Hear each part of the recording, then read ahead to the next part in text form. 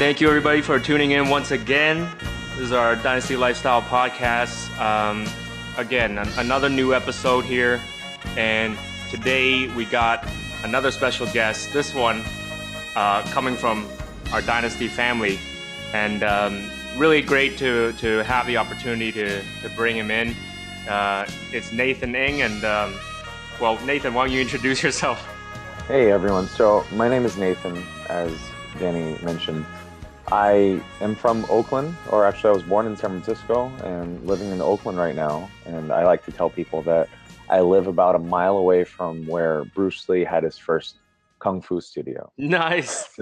So I like to, I hear that his studio now is a Nissan dealership, and there's a Nissan dealership really, really close by. And I like to think that that's the one that he taught out of, even though I know it's not.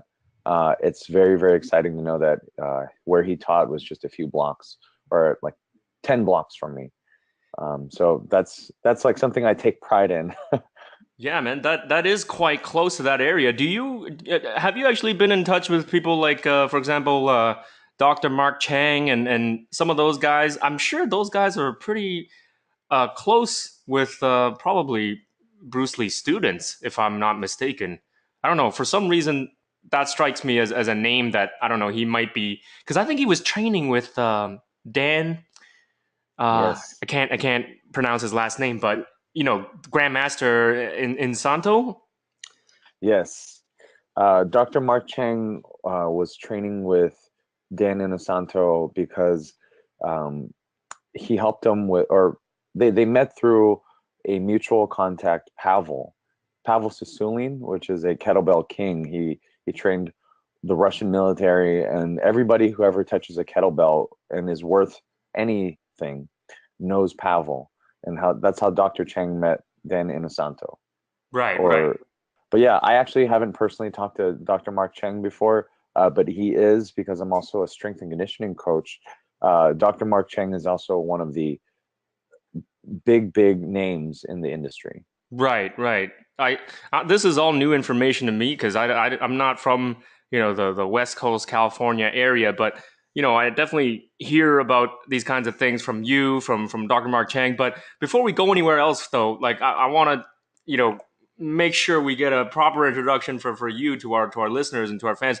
So you were born in San Francisco, you said? Yes, I was born in San Francisco, and I was raised in the San Francisco Bay Area. So I've always been about 30 miles away from San Francisco itself.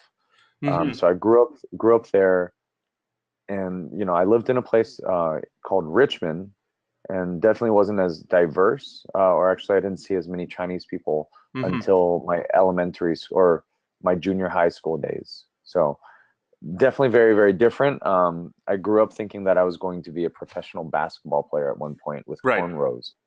Right. Yeah. But you didn't pursue basketball. I did pursue basketball.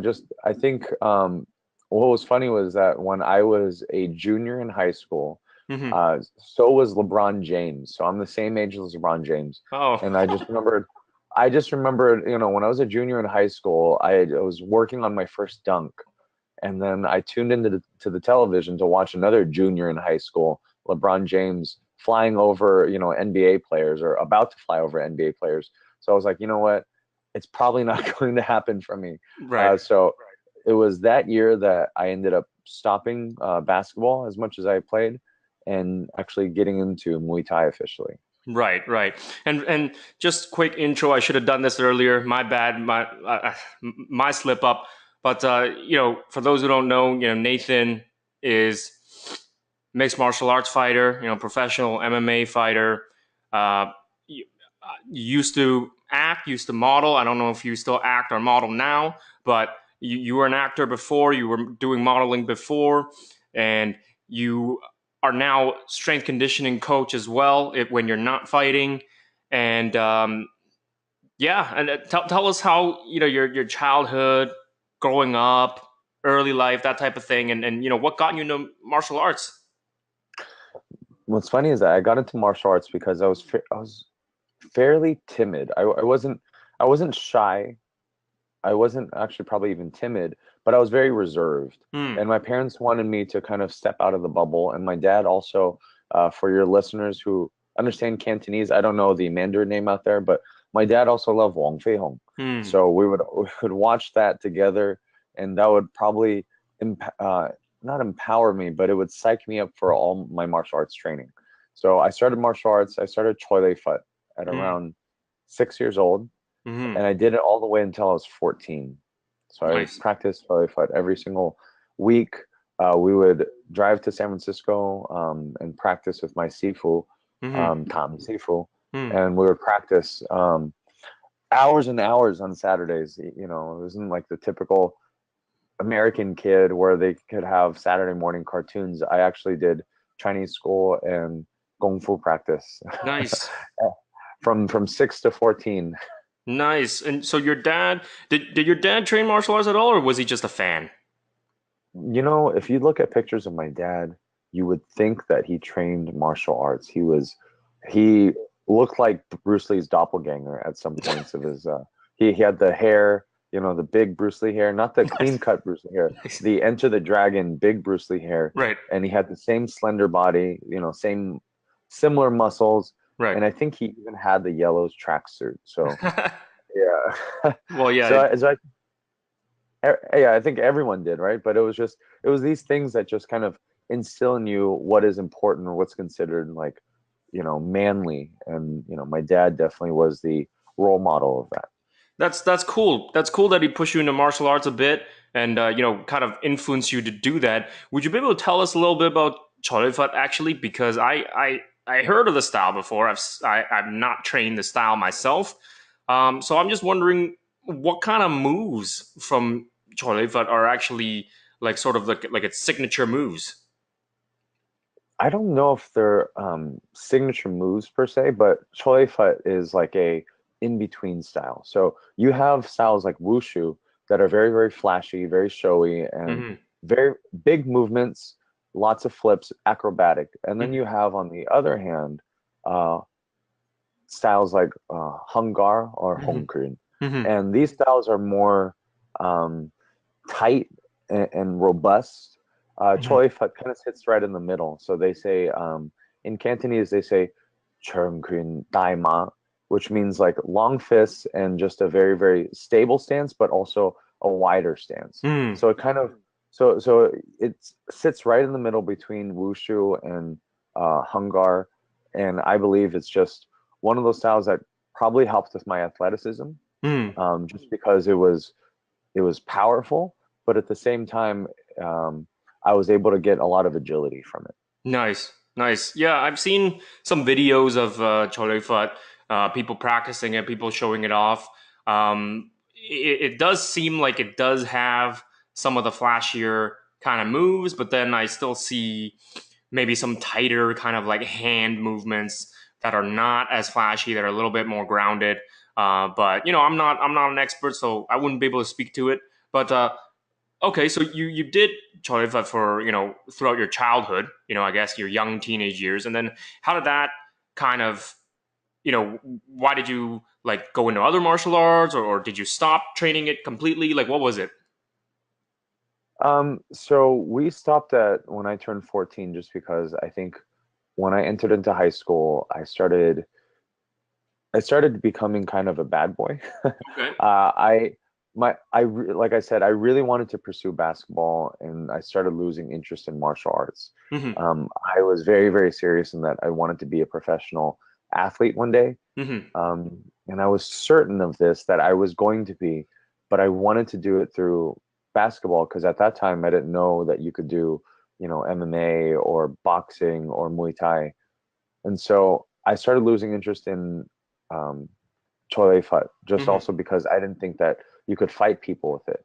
I got in my first street fight Mm-hmm. when I was 14. um, and I just realized that I couldn't use anything that I practiced. Like, you know, people knew that I did kung fu, Mm-hmm. but when it finally came down to it, I Mm-hmm. ended up winning the fight with three left knees, a Mm-hmm. roundhouse kick, and a left cross to the person's nose. Mm-hmm. None of these things I learned in Choi Fut. You Mm-hmm. know, Mm-hmm. Choi Fut was a a lot of like animal, like different styles and long fists, and I never had to use that. But Hmm. at the same time, I know where I got my athleticism and fluidity in my movement from, Hmm. but it just didn't translate to actual fighting. Hmm. And so Yeah. Yeah, that's yeah, that's definitely one of the things, that people who do jujitsu and people who do MMA, quickly pick up on. And it's not like it's some like secret or anything. Like it's pretty much out there in the open now that like not just kung fu styles, but like other, traditional martial arts styles, if they don't, if the curriculum, doesn't include sparring or at least realistic applied sparring, with mhm, with resisting opponents and things like that. It doesn't even matter if it's like cholefat or any other style, right? It doesn't matter what style it is. It's going to be very far removed from reality, like reality fighting, So yeah, that's just how it goes. And then it just goes to show that the evolution of martial arts in the last 10, 20 years has been a huge, grown by huge leaps and bounds. And that's the reality that we're in today. So it's nice to have these traditional, basic type of movements that give you like a good base, as a kid, that you're not, mounting somebody and punching another kid in the skull when you're 6 years old. Like that would be too hardcore. That would be like too hard on the body and then on the health. But it is good when you're like a kid and you're just doing it because you need to strengthen your body. It's a way of practice. It's a way of learning the traditional martial arts, the basics, the stances, things like that. But yeah, you're absolutely right when it comes to getting into an actual street fight competition. You really have to get rid of all the stuff that is just for show and get rid of all the stuff that is maybe just there because it's a set of patterns, a set of moves, and really get down into the actual application of it, which is quite different. absolutely, absolutely. So I love the fact that there was a lot of discipline, there was a lot of practice. Again, I really, really love that Kung Fu helped me connect with my culture, just because as an ABC, and especially in an ABC where you couldn't find a lot of Chinese people, Hmm. um, I remember seeing the first other Chinese kid in my elementary school. Hmm. His name was Enoch, and he was from Malaysia, Mm. but he was ethnically Chinese. Mm. And this guy couldn't have been more of a nerd, Mm. and geek, and he got picked on so much. And I took him under my wing, only because he was the only other Chinese kid I knew. But Mm. I just remembered, like, man, I took him under my wing, not knowing that it was probably because he was the only other connection I had to being Chinese. Hmm. And Hmm. so I think Kung Fu brought a lot of that, close to me. Hmm. And so I appreciate it for what it was, but like you said, definitely not applicable in, especially like say like MMA. I Right. couldn't use any of the white crane moves Right. in MMA. Yeah. And there's nothing wrong with training an art for the art's sake. Like Yes. I know people that are not necessarily like fighters. They're not necessarily people that go out to compete in like sports, fighting kind of matches. Hmm. There are people that just train for the art side of it, and that's totally okay. Like people that just train the forms, just train the katas, or just train the pumses, stuff like that. And they get the cultural side of it, they get the spiritual side of it, they get the art style of it too. They train it as a form of enjoyment, as a hobby, as an interest, which is great too. There's nothing wrong with that. But it's two 100%. different things. Is what it is. Yes, absolutely, 100%. I love Kung Fu as an art. Great for discipline, great for understanding your heritage. I actually plan to teach my kids Kung Fu one day. Hmm. So, I love it for that. I love that, I can connect with them in that way, but, you know, great as an art. Yeah, oh, absolutely. And just to go off into a little bit of a tangent, it also has to do with who's teaching you the martial art too. So Mm, if if you have, like, let's say if you did, like, let's say MMA or combat sports at a very young age, if you have like a teacher that teaches you these MMA moves and these combat arts moves and is also like a moral person, is a good person, then you could still get the traditional martial arts side of training MMA and training combat arts, in the sense that you're being taught good values and you're being taught with good intentions and you're being taught to be respectful and honorable and those kinds of things that are tied to traditional martial arts typically. Mm. Or you could end up having sort of like a not so nice person teaching you, and they don't really teach you like the honorable parts of martial arts or the respectful side of martial arts, and they could just be teaching you these combat arts moves or these mixed martial arts moves that are really brutal in nature, because there's very little art side to it. It's more just for combat. Like you do these moves because you want to beat the guy to a pulp, or you're going to break his arm. So it depends on the teacher too. So if it's a good person, then you can learn these MMA things and still not be like a what you would call like a bully, right? Absolutely. Versus a person that maybe doesn't teach you these kinds of values. They just kind of teach you how to fight. So then you just become sort of like a fighter, but you don't have respect or you don't have any of those other stuff. So you end up using these skills possibly to hurt people or to bully people. But that's something to think of. And we're not just saying that, oh, if you train traditional martial arts, then you're going to be a super respectful person. I mean, that varies on your teacher as well. So really depends on who's teaching and if they're doing a good job teaching or not. I 100% agree. So back then in Chinatown, where I was learning Kung Fu, my Sifu was he learned Kung Fu with other people who were also very prominent in Chinatown. But some of these more prominent people, they had their students teach, and I think some of the traditional values got lost in the mix Hmm. because it was about like the commercialism or about the lion dance performances, and Mm-hmm. it's a very very political climate over there, Mm. um, where the politics involved in traditional kung fu in San Francisco, in Chinatown. I don't know how it is now, but back 20 some years ago, um, and 20 some years ago and beyond, the politics of Chinese kung fu was very, very different. And you had people that were very, very loosely connected or tightly connected with the gangs in Chinatown. Um, Mm. and so, my Sifu was away from all that. He wasn't about the commercial side. And I remember my dad taking me through to different kung fu schools to watch before Mm-hmm. we actually signed up with a Sifu, Mm. because he wanted to make sure that, the Sifu's character and and the way that he taught Mm. was matched up with like what he wanted, which was learning respect, learning the art form, learning the cultural significance of kung fu. Mm, mm, mm. So you were learning kung fu, and then you got into basketball. You want to do basketball, and then somehow along the way you got into some street fights, or maybe you got into some school fights, and then you realized kung fu wasn't so practical. And then was that the catalyst to you starting to train Muay Thai and other combat arts? Yes, so what ended up happening was my childhood best friend, his name was Ken. He knew a Muay Thai instructor that he connected me with. And at that time, uh, for some of you listeners who are more OG when it Hmm. comes to Muay Thai, there was a guy in San Francisco named Alex Gong.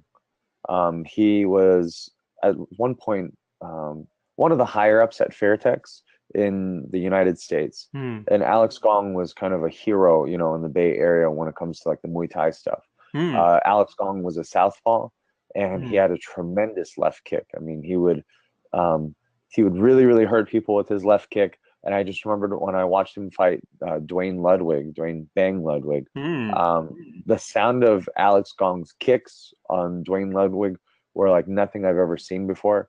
And, Alex Gong was part Chinese, and it was cool to see someone who, had a last name that was closer to mine than something that's different, Hmm. uh, perform on, such a high level.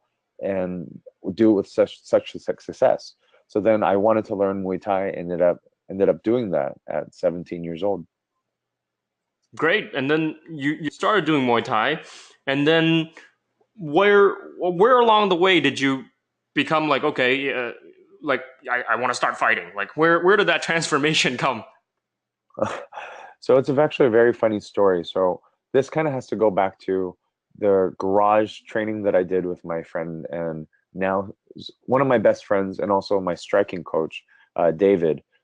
We were 14, so he did Chole Foot as well Mm, at 14. So we did at the same time. He did a different style of Chole Foot, but Chole Foot nonetheless. Um, hmm and so we would train in my garage and we would watch Bruce Lee videos. And at that time, we didn't have YouTube. And God hmm forbid if we actually had YouTube, what would have happened? I mean, I feel like we probably would have learned more, mm, but we would buy these Bruce Lee books. At one point, even practicing the 1 inch punch for hours. mm, Um, but we trained in my garage a lot, and then you know high school happened, but in our senior year, we reconnected again and we started learning Muay Thai together. mm, Um, and it was there that, we started training a lot more and going every week and training. And I just remembered, Gary, my Kung Fu, my Muay Thai coach, would push me to fight for this one event. mm, And I did. I did all right. I mean, I ended up getting like a really, really big back fist to the face, but mm, ended up fighting my future friend Danny. But yeah, I liked how nervous it made me feel. mm, The competition aspect. I love just the energy mm. of competing. And even though it was an exhibition event, it was still very, very hyped up because a lot of my high school friends were there. And a few months after that, I competed in my first real tournament. Mm. So this was, I would say, after like 3-4 months of having traditional Muay Thai training under my belt, Mm, I competed in a tournament that is hosted by Kung Lee, no mm, longer, but it was a Sancho tournament, nice. and I remembered the first fight. I ended up fighting one of Kung Lee's fight team guys, Mm, and the fight took 10 seconds, and it was my first KO, mm. and I think after that I was hooked. Yeah. So you love the thrill of it. You only train Muay Thai for a couple months, but you're already hooked and you're already into it. So what happened after that? Like was it like how many Muay Thai fights did you get? Well, what was funny was that between that first tournament and my next Muay Thai tournament was actually another year. Mm, Um, be- so then in between that, I was starting college and just a lot of new things happening. So I didn't get to actively compete, but it was in the back of my mind and I was always training. I liked feeling like I was capable and in a fight scenario.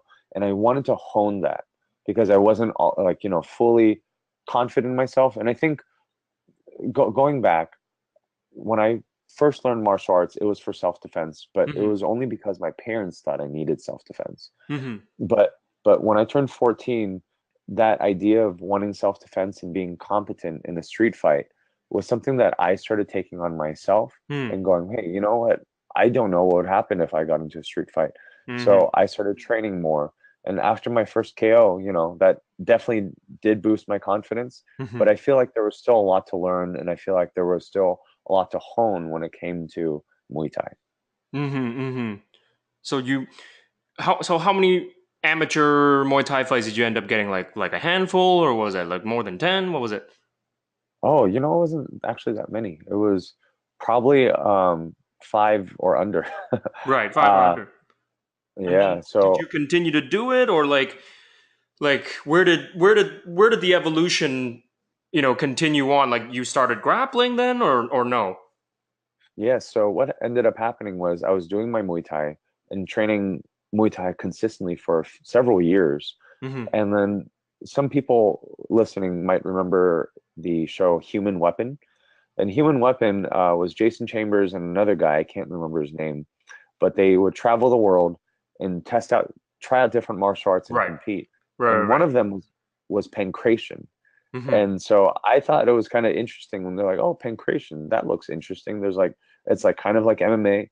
So I looked up pancration after watching the episode and realized that they were doing tournaments in Southern California Mm-hmm. um, every few months.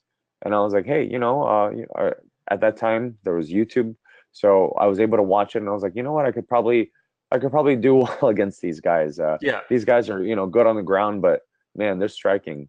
So I ended up signing up for a pancration tournament. And what was funny was that all I had was a few months of judo from the college that I took.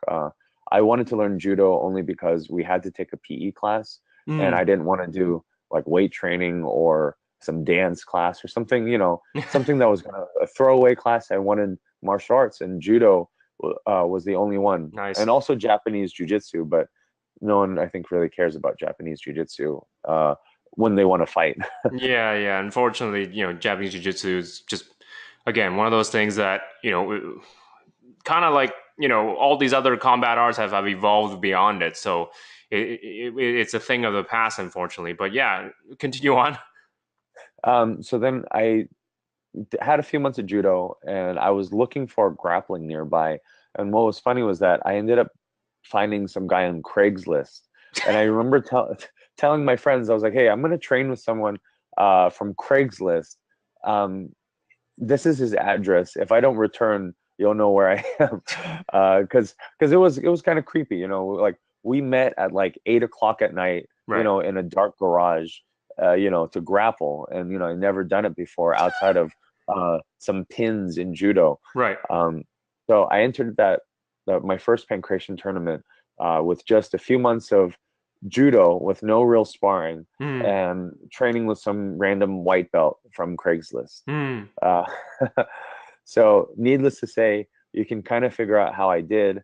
The first fight uh, of the tournament, I remember, throwing a leg kick, and the guy caught it, took me down, and he was in my guard for, the rest of the match. mm, uh, and I just remember punching the guy so much from within my guard because I had no guard attacks at that time. mm-hmm. So very, very silly. But luckily, it was a double elimination tournament. So my next fight after that, I fought a guy who was more so a grappler.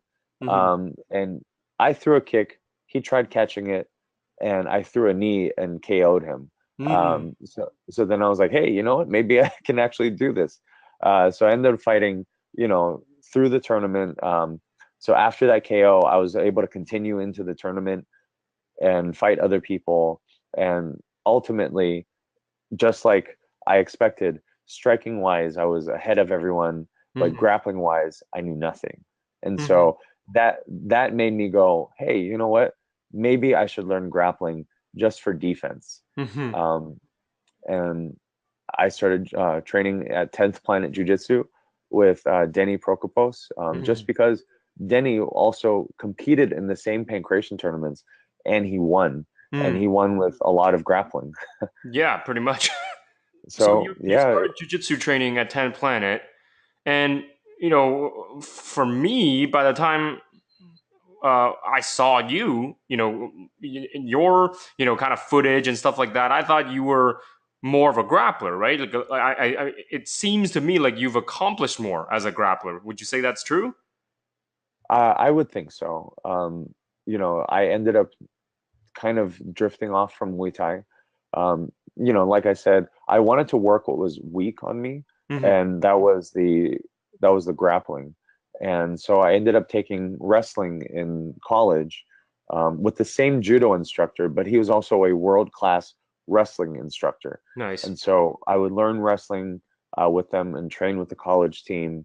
And essentially, I wanted to approach MMA the way that GSP would, which is he wanted to before he lost to Matt Serra, he would train wrestling with the Montreal team, Mm-hmm. BJJ with Henzo, Mm-hmm. except Muay Thai with Phil Nurse. And Mm-hmm. so I wanted to kind of do that, which was make every style pure so Mm-hmm. that it wouldn't get lost. And I didn't want the style to get ugly. Mm-hmm. And so So I ended up training jujitsu way more. Um, of course, the Muay Thai stuff and the boxing stuff is something that I still, work on a lot, but definitely not as much as I do grappling anymore. And, I caught the jujitsu bug. It's Hmm. actually really fun rolling around with people. Yeah, Yeah. absolutely. And everybody who's tried jujitsu, they definitely know it's fun. And so you came to be like a pretty accomplished grappler, I think, at least. You had well, why don't you tell us? Like, I think you got at least what, a couple of gold medals, like in IBJJF, or Worlds. Yeah, so I competed at the Blue Belt Worlds in Nogi, and I had, God, I feel like I had like 6 matches. Ended up losing to a guy who was probably at a brown belt level. He was a brown belt in lucha libre, which was, and my pronunciation is not so good there, but basically it's like another Brazilian jiu-jitsu style, and he was a brown belt in there already. Hmm. But I did fairly well. And I won a lot of local tournaments at the purple belt and blue belt and white belt level. Um, and so, I was probably better in the gym than I was competing too. There's certainly a lot of people like that. But when it came to grappling, for some reason, it wasn't like anything else. I would kind of freeze up at some tournaments. But, I did win a lot of no-gi purple belt level competitions and just ended up showing myself fairly well. Um, I had a natural athletic ability thanks to Kung Fu and whatever the heck I did as a kid. I also did gymnastics as a kid, and I think that Hmm. helped, flip around people and everything. So I think all those things kind of come into play in my love for grappling. And yeah, so I ended up taking jujitsu very seriously. And Hmm. by the time we actually connected, I was definitely training jujitsu way more than I was my striking. Hmm. And then, how did the MMA equation get put in there somewhere? Was it like you were, because I noticed you then, and then I was, obviously, like, kind of reviewing your style, that type of thing. It's like, hey, should we sponsor this guy or not, that type of thing.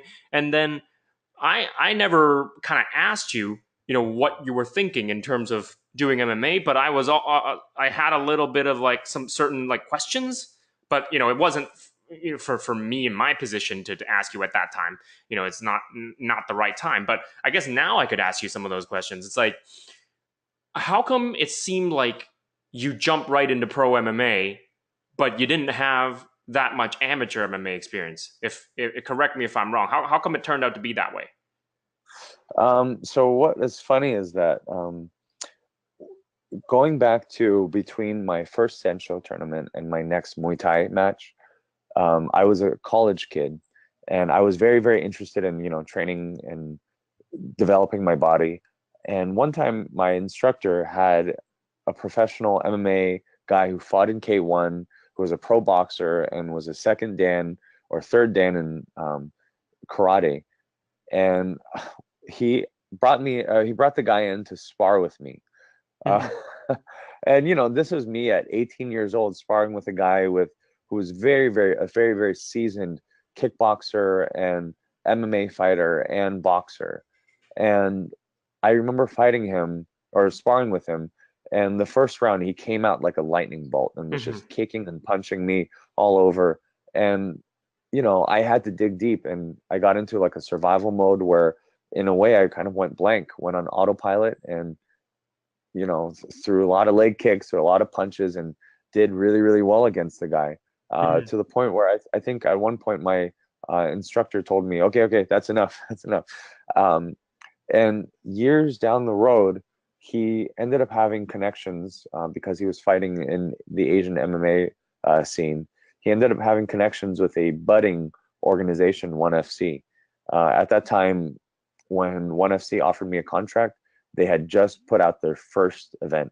So years and years ago, ONE FC won. They were looking for Chinese fighters and people who were because Asian MMA gets lost, with the UFC and Pride being gone and Dream being primarily a Japanese thing. Hmm. They wanted to get more exposure, give more exposure to people in other countries that were also, from Asia, Yeah, the yeah. Asia Asian diaspora. martial Yeah, arts, Asian mixed martial arts scene, they want to promote, those Asian values through their organization, right? Not just Japan, but all over Asia, East Asia, Southeast Asia, right? South Asia. exactly. Yeah, definitely. And like, well, now I'm more curious now. So, how did you get hooked up with the one championships thing? So the guy that I sparred, I'm not going to leave Hmm. his name out, but he had very very close connections with people working in the organization who were Hmm. looking for Hong Kong fighters, Hmm. and he was like, you know what, I know this kid. I sparred with him when he was 18 years old. He's still training now. His first fight after 4 months, he got a KO. Hmm. He's special. Hmm. So they connected, me, and I would correspond with actually Victor Cui himself. Hmm. Hmm. Now like small potatoes like me, have nothing to do with people like him. But at that time, he and I were talking, and I showed him my footage, and he liked it. So yeah, he we got connected, and he signed me. He gave me a contract, but I didn't get a fight until. So I signed my contract around one FC between one FC one and one FC two, and Hmm. I didn't fight about, until about one FC 18. Hmm. Um, so it was a lot of time waiting on the waiting area, but probably for good reason, because I ended up training a lot more jujitsu and being more ready for Hmm. combat like that. Right, and I'm gonna hit the pause. I'm gonna hit the pause button here because before you take us through your first one championships bout and the whole process of that, what else were doing? Well, to my knowledge, anyway, you were also doing acting right now. This is a few years back, so you were also doing acting. You were also doing modeling. So what was it going through your mind at the time? Was it like you were just living your life, like you had a couple of careers going? You want to try this fighting thing out? Like, what was it in your mind at the time? Like, what was your priority? What was your like objective there? Well, I think when I turned 20, it sounds so crazy, because I'm 31 now. Hmm. But when I turned 20, I told myself that I wanted my 20s to be as filled with as many stories as possible. So I wanted to do everything. Everything I wanted to push open each door, and I would only turn around if I got enough rejections. Hmm. So, it's like, can I try acting and modeling? Apparently, yes. I ended up getting signed with a very very premier agency, Look, in San Francisco. Hmm. Look is basically like the top agency in the San Francisco Bay Area, and I would even say Northern California. Hmm. And so when that happened, that was a very very big confidence boost, and I did a lot of fitness campaigns. At the same time, I was also studying in school for strength and conditioning, or Hmm. kinesiology, to be Hmm. more exact, because I wanted to learn the science behind building my body. And if I was going to do that, might as well get a degree and education out of it, Right. just so that I could, know what I was going to do.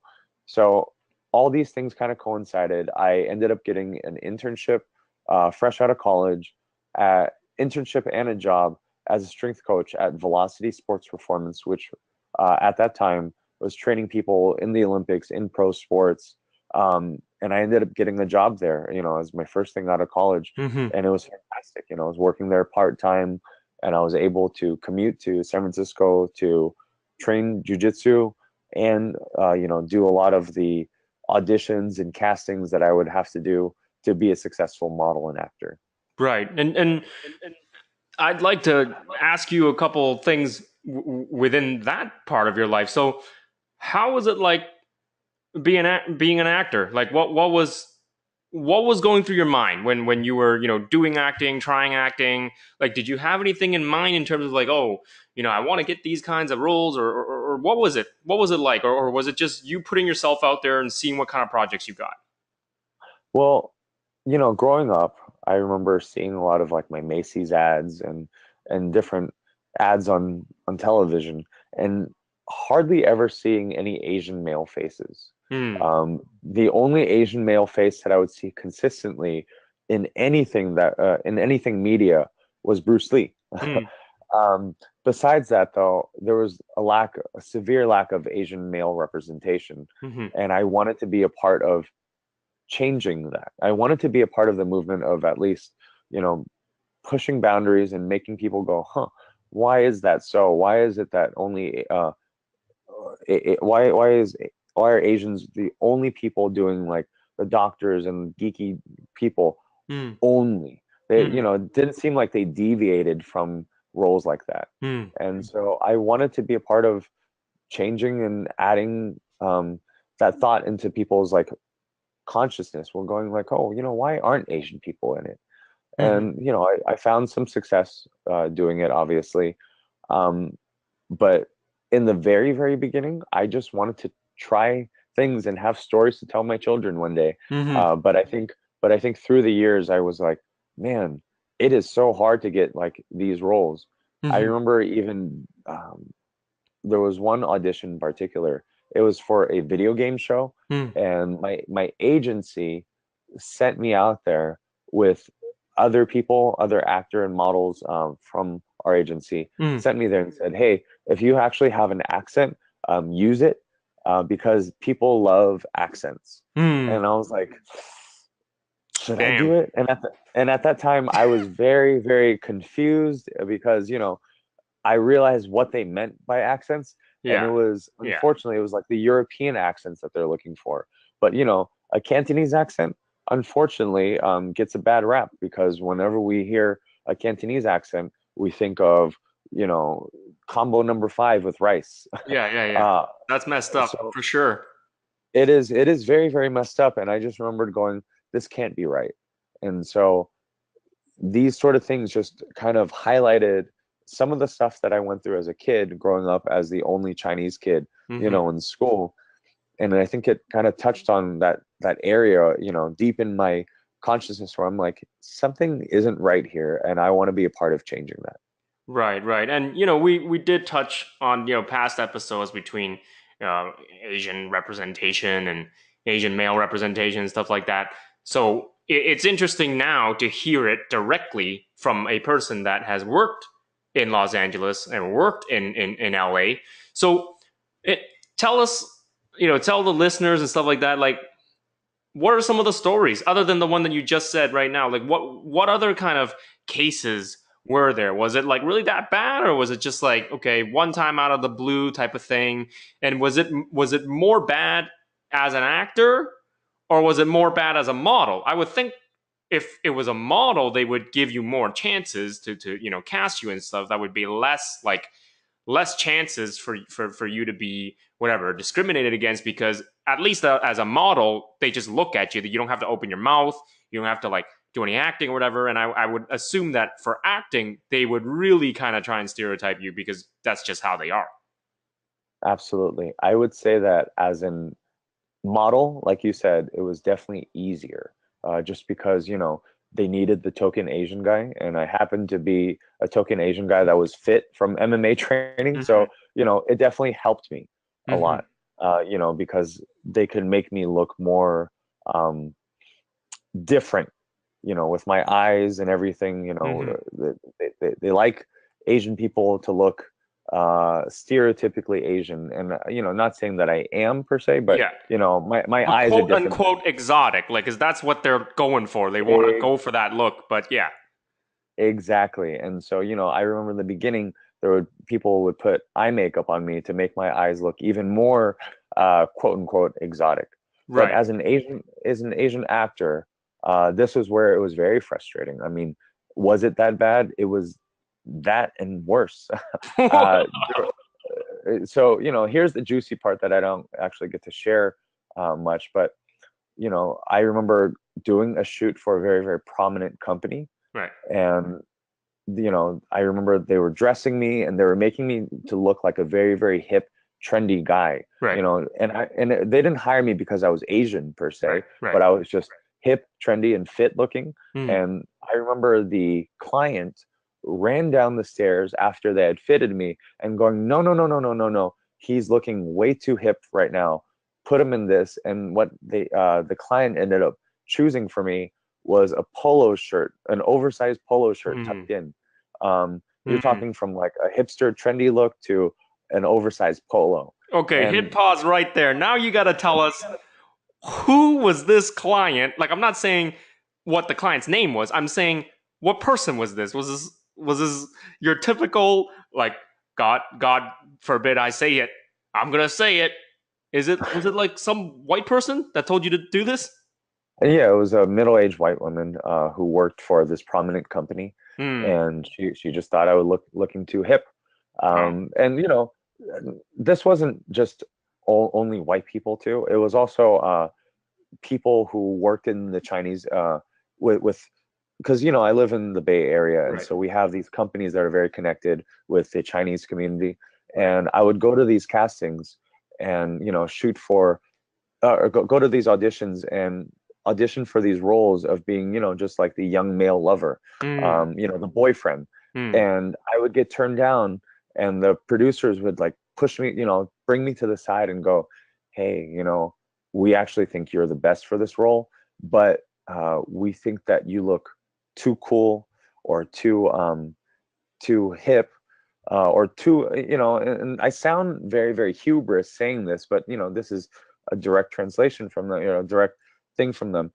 They said I was too good looking for, the part. They wanted just like a nice, good looking Chinese, like, nice, good boy, that Right. was Chinese. Right. They said The they producer wanted a said this. soft face. Yes, they pulled me to the side and said they wanted just like a good Chinese boy with a soft face. They didn't want someone with, high cheekbones, who was a model. Um, and That is that, so much bullshit. Just hearing it yeah, from you say it right now. Oh yeah, my god. and, Shaking my and, head. and these things, like, it would anger me because I would leave the audition going, I feel like I was the best for the role, but I got turned down because it's like not only am I getting turned down from the American side, but also from like the Chinese side. It was two ways where I was always getting pushed down because they wanted the Chinese person to look just like a soft face good boy. Right, Um, right. And in other words for our listeners is like, not only, racist Hollywood was turning you down, then you had these kind of like these, middlemen people that were, yes.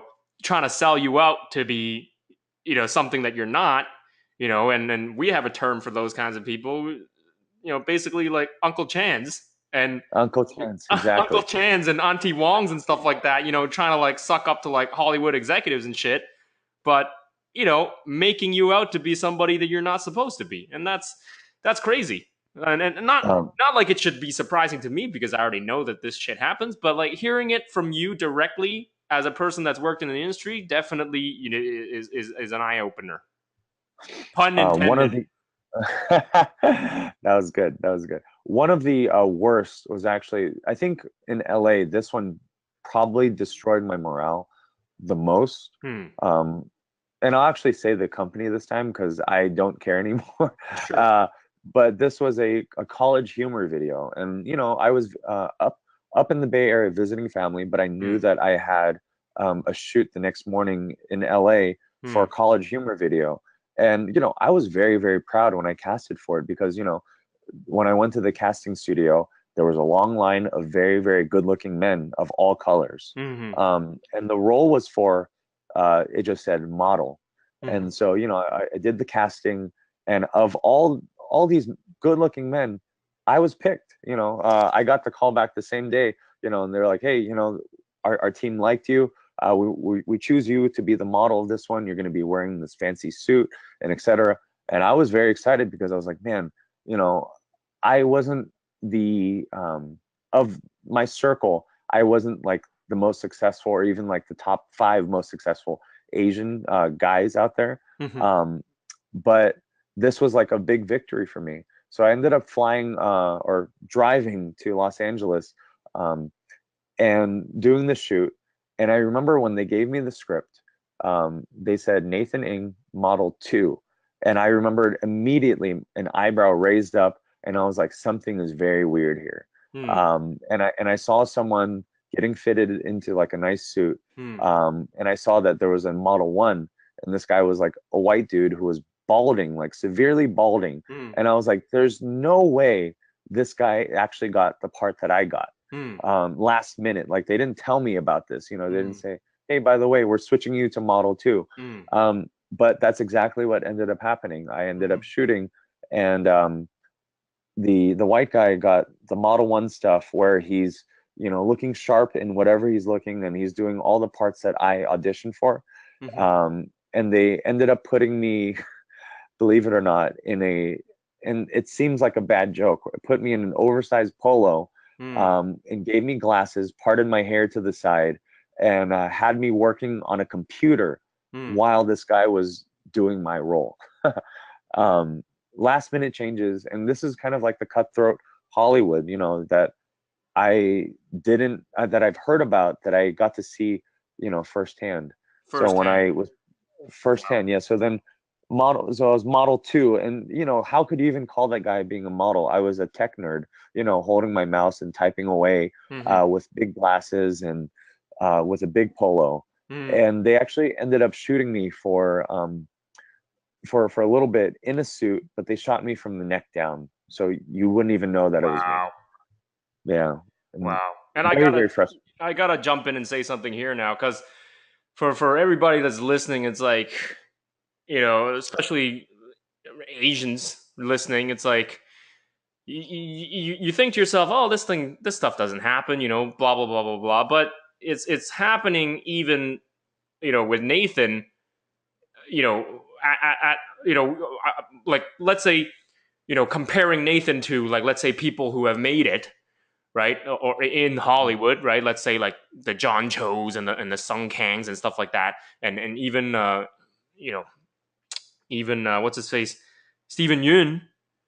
You Yep. know, these guys have had to go through like so much shit, probably like 100,000 times more shit than you went through, just to like be at that spot. And then, you even at the level where you were just starting out, you even had to go through that shit. And it just goes to show, like, this is the kind of shit that they have to go through, uh, just to even get cast, just to even have a chance to appear somewhere as somebody or something. So when people go like, oh, the system is not rigged against you, yeah, of course the system's freaking rigged against you. Here's the evidence. And even, this was actually on the first episode, so people can remember this when they hear this. But even Steven Yeun himself, got the breakthrough role in Walking Dead, and afterwards, he's supposed to be big now. He's supposed to like get good roles now. But even he had to like go audition for like a 5 line part, and that's Hmm. after his Walking Dead, his whole Walking Dead run. That's how bad like Hollywood is with Asian actors, Asian male actors. It's like they give you Asian no male. chance. They give you no chance. So for those people that are listening, and you gotta you gotta understand that this is the reality, and when you try to get into acting, this is what's gonna happen. And just to share with you, with my side of the thing, in my experience with the entertainment industry, because I worked in the entertainment industry. You don't have I can't say I work in it anymore, but there's a reason why I don't work in it anymore. So that's so I'm gonna tell you, Yeah. my side now. So I never wanted to be an actor, okay? Because I knew exactly what would happen if I would try to be an actor. I would hit a wall like you did, because I Mm. know my fate, if I were to be a successful actor, my fate would largely be in somebody else's hands. And I Yeah. never wanted that. I never want to feel that way. I never want to feel powerless, because I hate feeling like that. It's not within my personality. I don't like it. Uh, I like to be in control. And I don't mean that in a way where it's like, okay, I want to oppress others. What I mean is, I know whoever gets to say whatever is whatever goes. So if I want to do a movie, right, I'm not going to go beg somebody to be like, okay, hey, I'm gonna audition for this role. Like, I think I'm really good for the role. Like, please, like on my knees begging you to cast me, that type of thing. I never wanted to be like that. And it's because of my hard nosed attitude and my cockiness and stuff like that. It's because I always wanted to be the guy to be like, okay, I'm casting you in my movie, right? Yeah. And I'm not gonna cast you. I'm gonna cast who I want, right? I'm gonna make this film, and I'm gonna make it the way I want, not because some you know producer told me I can't do it this way, or because some whatever dick told me I can't do it this way. And I'm gonna start sounding like I'm a bully, or I'm gonna start sounding like I'm an evil person, or a bad person, or a bad guy, or whatever. But this is how passionate I am about this thing, and I'm gonna start sounding that way. So very early on, when I started getting into the entertainment industry, so I studied film, so I went into the working world, right, as a young 20 something. you know I wouldn't even call myself an adult at the time. I was just a young 20 something guy coming into the entertainment industry. I started doing all kinds of odd jobs, as you can name them. Okay, production assistants, assistant to this, assistant to that, whatever, right? You name it. No Mm. pay, right? No pay, or at least very, very little pay. um, Doing production assistant type stuff for music video shoots, commercial shoots, things like that. Working with a couple of Canadian bands. Uh, you know, I don't know if they're famous in the States, but they're definitely famous in Canada. Um, anyways, on music video sets and stuff like that, and it was hard, hard, hard work. It was Mm. like extremely hard work. It was like 18-hour shoot days, 22-hour shoot days. Literally wake up literally wake up at 4 or 5 a.m. to get on set and do all his grunt work, and then like leave the set at like 18 hours later. I feel like dying. Like after the shoot was over, I feel like dying. I'm like dead. And then like, typical Chinese thing, like my parents or my mom came to pick me up, because who the hell else was going to pick me up after 18 hours? I can't drive home. I'd die. So Yeah. I'd get picked up in the car, and I would just pass out in the car. I would get home. I would just jump into my bed and just pass out. And that's how crazy these shoots were. And I wouldn't get paid for nothing. So at the time, I was doing these internships, again, not paid.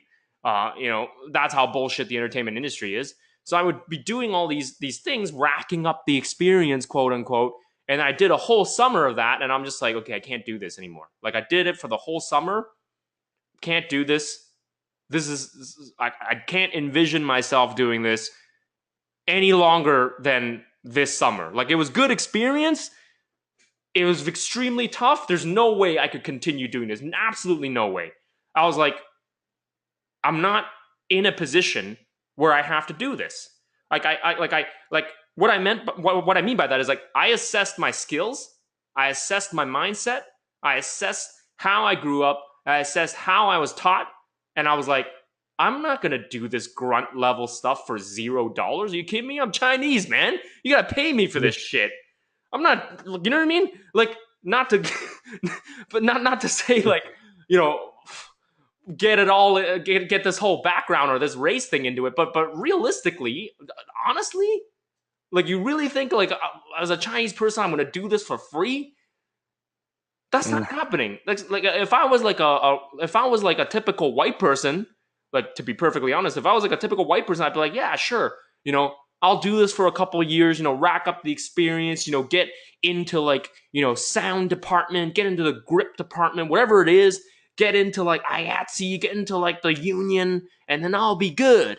And I'll be like, and I was like, this is no way this is happening for me. I was like, you're telling me I'm gonna do production assistant for like the next 5 years, and then my youth is gone, and then I'm gonna get into the union, and somehow I'm gonna be good.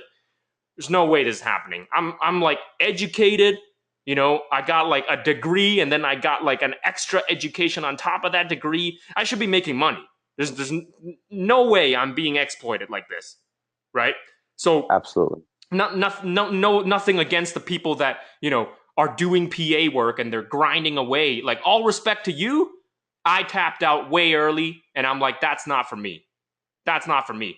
So, anyways, I started my own first business when I was 22 or something like that. Whatever.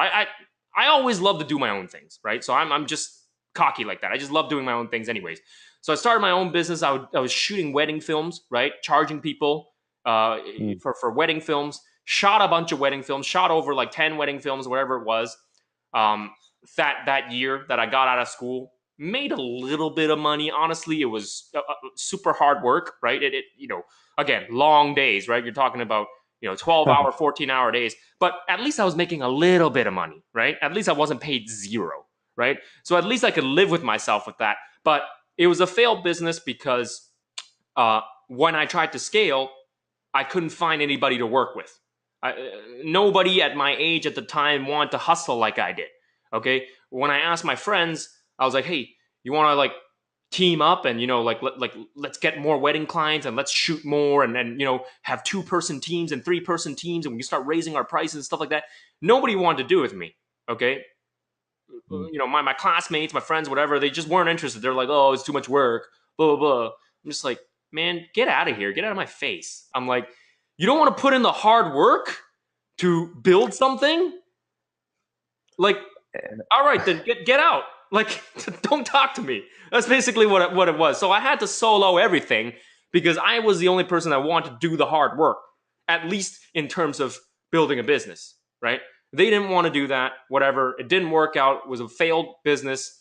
Uh, when I want to scale up and get better clients, couldn't do it because I was doing it all by myself.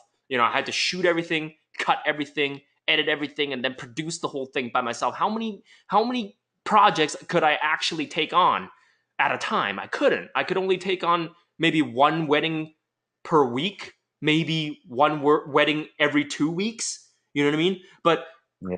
I couldn't scale, so couldn't do it.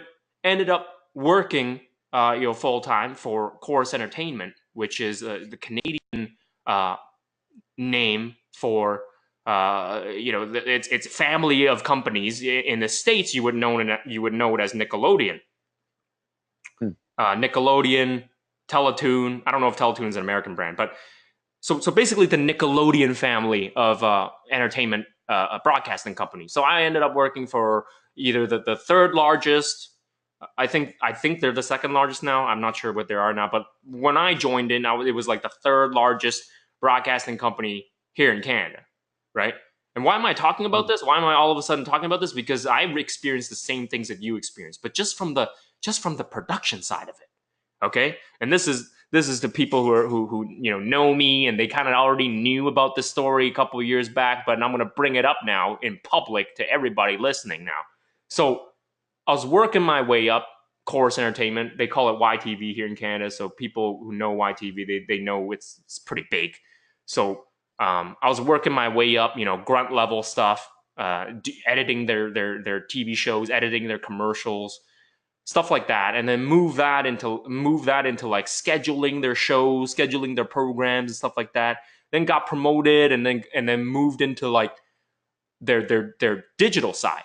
So they're the future, they call it, right? So the digital side. So what is the digital side? Their websites, their social media, their Right. blogs, that type of stuff, right? So anyway, whatever, working my way up. One time, a couple years back, it was by some chance. I don't know why this happened, but by some chance, somebody somewhere invited me to the Make It Pop uh, a boardroom meeting where this TV producer guy, whatever his name is, he was kind of famous for like being the creator of a couple of like hit 90s kids television shows. I think he was the guy behind Alex Mack. I don't know. Oh, wow. I don't know if you know that show, Alex Mack, but um, it's that girl that can turn into like, I don't know, a liquid or something like that. Whatever. Yeah, I used to watch Alex Mack. Yeah, yeah, yeah. So it was this guy. Whatever his name is, Tom Lynch or whatever. By the way, whoever's listening and works at Nickelodeon and knows Tom Lynch, fuck you guys. That's basically, middle finger to you guys. But anyways, um, so this Tom Lynch guy, producer, a couple shows, whatever. I get into the Make It Pop boardroom, and I was like, okay, like I don't have anything to do with this department, but I got invited somehow because I guess I'm part of the kids television, digital department. All right, so I'm in this boardroom meeting, and he starts presenting his new show. This new show called Make It Pop, which some people in the States, they know what that show is now. But I'm talking about when before this show debuted. So he was selling us the concept. He was like, yeah, this concept, blah blah blah blah blah blah blah. And then I find out it's a show about K-pop, like Korean pop, like K-pop culture and K-pop music. And I'm like, okay. And then he goes like, yeah, so there's these three Asian girls, so and so and so and so and so and so. Like she's from Korea and she's from Malaysia and then she's from Singapore and blah blah. I'm like, okay. I'm like, all right, all right. I was still cool. I was still listening to his presentation, and then he goes like, oh yeah, so here's like the main male character in this TV show, and then it's like some dude who's like the DJ that makes the beats, and it was like some random like white male actor. I'm just like, oh, okay, not this shit again, not this shit again. So in the back of my mind, I was like, oh my God, it's coming. it was like, so for those who already know where I'm going, you already know where I'm going. But so you have another show that is promoting, Asian females, as like the love interests of the white male. And oh my God, how many times do you have to put this pairing on TV? It's like, we don't see enough of this already. You know what I mean? Like for people who are woke and or people who are noticing the pattern in these shows, this is like probably the 9 millionth time they've done this kind of pairing. People are sick and tired of watching this. It's a weird fetish kind of fantasy that these Hollywood producers have, right? When they look at Asians and they look at the way that they want to cast them. Let's be clear and honest about this. They just want to cast themselves, the white male, into these roles where they get to, romance, quote unquote, romance these Asian females in these shows, in these TV shows, in these movies, all that kind of stuff. It's a weird Asian fetish, is what it is, right? Yeah. And it's extra weird that, okay, it's this old, white guy, making this kids TV show. It's geared towards kids, right? And it's like, okay, we're gonna pair them up like this. And I'm like, okay. I'm like, all right, I gotta say something here, right? And nobody in the room knew who I was, right? In real life, I'm very low profile, low key. I don't tell anybody what I do. So for the people that don't know me, for the people that work alongside me, who are my coworkers, whatever, they don't know shit. They don't know who I am. I don't tell them about nothing. I just pretend to be like the guy that goes into the office, and that's it. So I'm like, all right, okay, like I'm gonna say something because I made a movie, years back that talked about this topic, like my first independent film, my first independent short film. It's crap if you watch it now, like it's garbage. But at the time, that was what I made, and it is what it is, and it's released on the internet, and I already talked about all that stuff. So I'm like, I raised my hand, in the middle of his presentation. I kind of like tried to troll him a little bit, so I was kind of like expecting a troll answer back. So I was kind of like, I raised my hand, I was like, so are there going to be any Asian guys in this TV show? And then he goes, what does he say? He bursts into like a fake laughter, like a fake laughter, kind of like trying to like, trying to like de-escalate the situation because I gave him like a hardball kind of like question. So he's like, no. There's not going to be any Asian guys in my show. Never, ever. Like, Crazy. Like Asian guys in my show? Never, not a chance. Ha ha ha. And then the rest of the room kind of like bursts into like a nervous kind of like laughter. They're like, oh, ha ha ha. Like we're going to laugh alongside with you because, yeah, you're supposed to be funny and we're supposed to laugh along with it. But if you hit the pause button, right? Oh, and I went with it too. Like I kind of laughed along too, but obviously I knew in the back of my mind, it's like he might be serious. Yeah, like good job. Like, you know what I mean? Like good job responding to my hardball question. But if you just hit the pause button on that, like think about what kind of reaction other people had if it was like a show about like hip hop, and it was like an R&B group, you know, with like Destiny's Child, and there's like 3 black women in there, and then all of a sudden they insert a character that's like a white guy, and then he's like the beat maker, and then Mm. somebody in the boardroom raises his hand, and it's like, hey, are there gonna be like any black men in the show? And then he's gonna be like, no, no, there's no black men in my show, ha ha ha ha. Think about what kind of backlash he would have gotten because of the black community that has so much more say in their media now, whereas Asians still don't have a say in our media. We're starting to make some noise. We're starting to be like, get noisy about it, but think about how differently that would have played out. You know what I mean? So Yes, absolutely. so you can't offend black people because you're gonna get fired. But if you offend Asian people, you're not gonna get fired because who cares about Asians, right? They are Abs- less than 10% of the population in America. We don't care about Asians. You know what I mean? But God forbid if you offend a black person, you're screwed. You know what I mean? HR is gonna yeah. come raining down on your ass. You know what I mean? But if you offend an Asian person, oh, he was just whiny. You know what I mean? He was just, you know what I mean? He was just complaining. You know what I mean? Like, who Yeah, cares about what Wang Chung says? You know what I mean? Literally, absolutely. And I who think, cares about what yeah, Wang Chung says?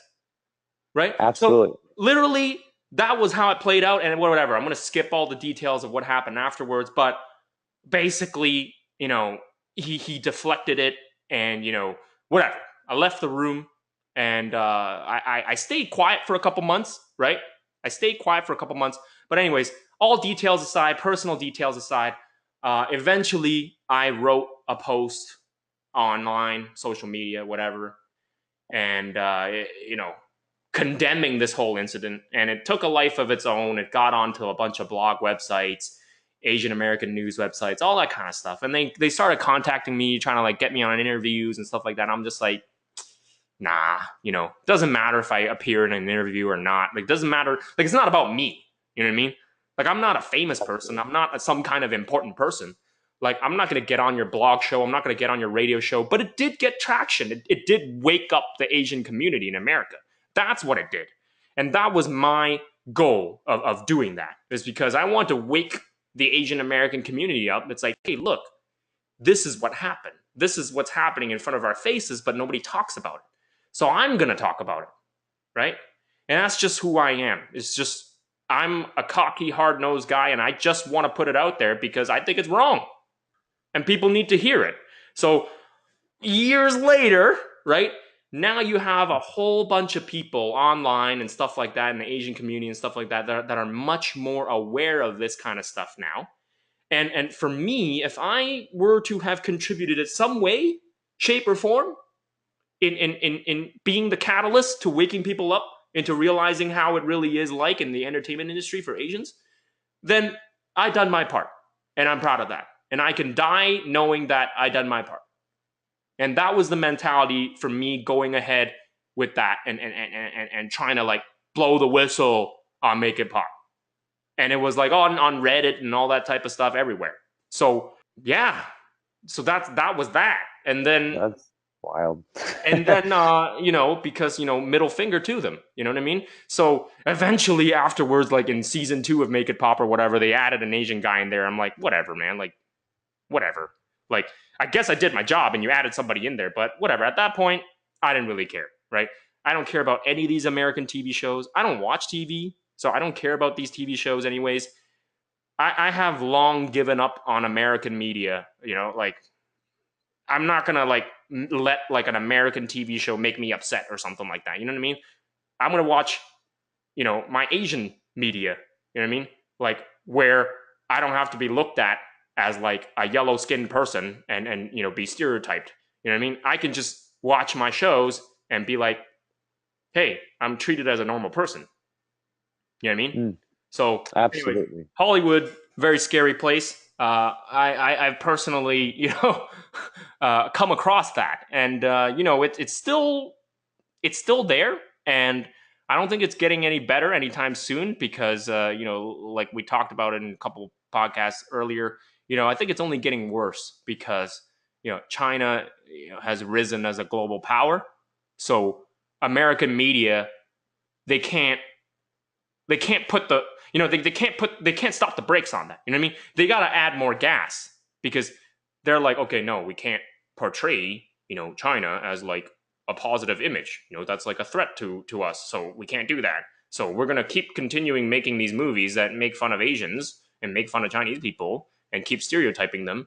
And there's gonna be less and less rules for Asians. Because if you really think about it, was it this bad in the 90s? No, it wasn't. You had Robin Show in there, Mortal Kombat. He was with Yeah, he was with Talisa Soto, you know, you know what I mean? Like Asian guy with a you know what I mean with a love interest. You know what I mean? He was kicking ass in Mortal Kombat, right? You had Jason Scott Lee in the Jungle Book. You had Jason Scott Lee in the Bruce Lee story, Dragon the Bruce Lee story. He was just playing himself, like you know what I mean, like playing Bruce Lee, right? But then you fast forward to now, every role that's meant for an Asian guy, it's replaced with a white guy. So even in Bruce Lee's modern version of his biopic, you know, it was replaced with a white guy as the main character, not Bruce Lee. Bruce Lee becomes a side character in his own movie, and that is the craziest I thing. saw that. I saw that. I'm like, oh, you know what? Guess what? I'm gonna have to call you guys out again. I wrote the blog post. I shared it. The one about Birth of the Dragon. I Mm. shared it. All these blog sites picked it up. Next Shark picked it up. Asian American News picked it up. Mainstream news outlets picked it up. Like I can't name the name of the mainstream news outlets, but the mainstream news outlets picked it up, and they're like, "Oh, fans are outraged." You know what I mean? And it was so bad for them that the backlash was so bad. Like I caused this. I directly caused this. I'm not sitting here and lying to you right now and be like, oh yeah, I take credit for that. No, I wrote that damn blog and I put it out there and all these guys picked it up. These sites picked it up. And then it got all the way back to like Philip Ng and the filmmakers and whatever his name is, George Nolfi, whatever. By the way, to Philip Ng, I know he's not going to listen to this, but to Philip Ng, I apologize if like that caused you to like look at us in a bad way. I didn't do that to try and sabotage your career. Like I fully support another like, you know what I mean, Hong Kong martial artist coming out and making out a name for himself, to get that torch passed on to you as the next Hong Kong martial arts star, as the next Hong Kong martial arts icon. So I did not write that with the intention of sabotaging your career at all. I was merely criticizing the filmmakers. So, I'll just pretend Philip Ng is listening to this right now. I apologize for any animosity. But he's worked with us in the past, but I don't think he's interested in working with us anymore because he probably knew that it came from me. But anyway, I was criticizing the filmmakers for doing this shit, right? So, for those who haven't read the blog post, just read it. You know what it's all about. So the Mm. backlash got so bad for them that they had to actually recut the whole film.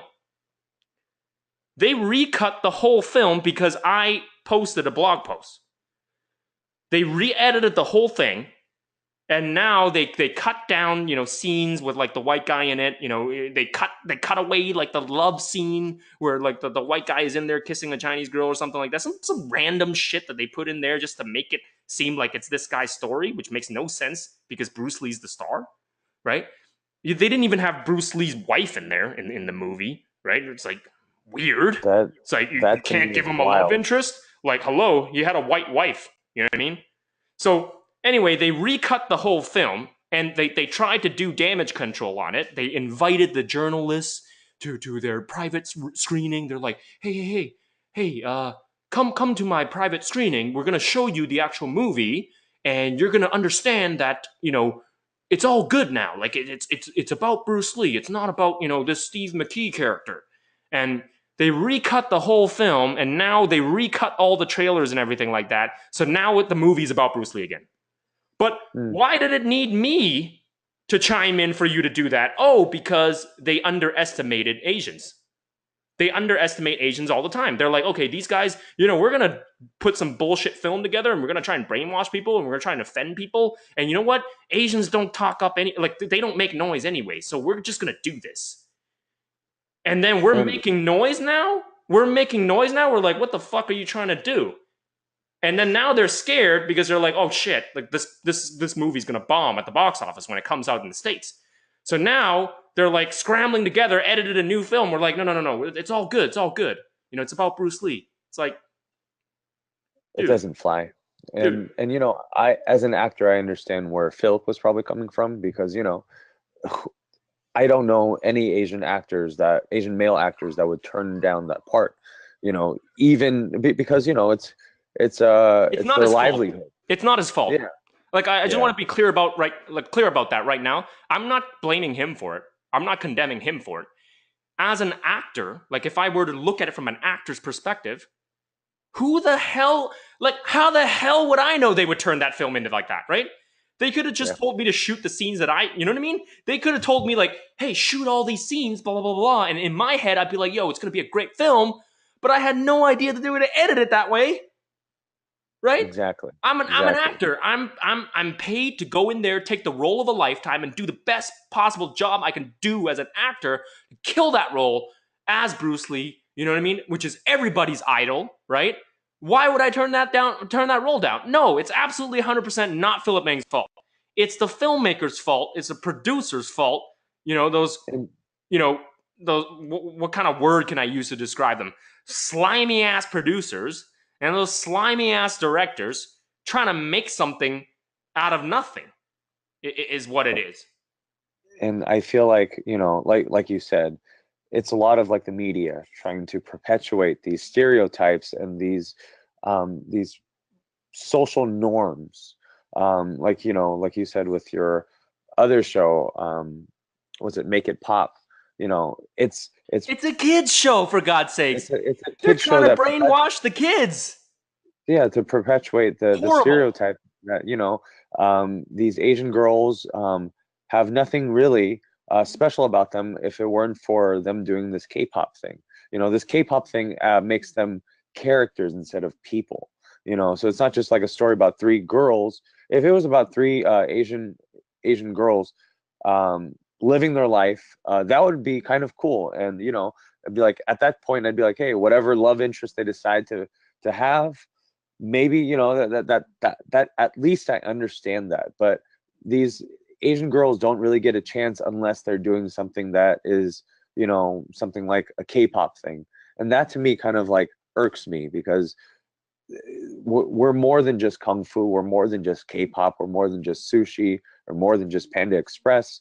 Right. We're more than just these these things to provide entertainment to the mainstream. Yeah, And absolutely. so that to me upsets me, and it upsets me that these Asian girls, they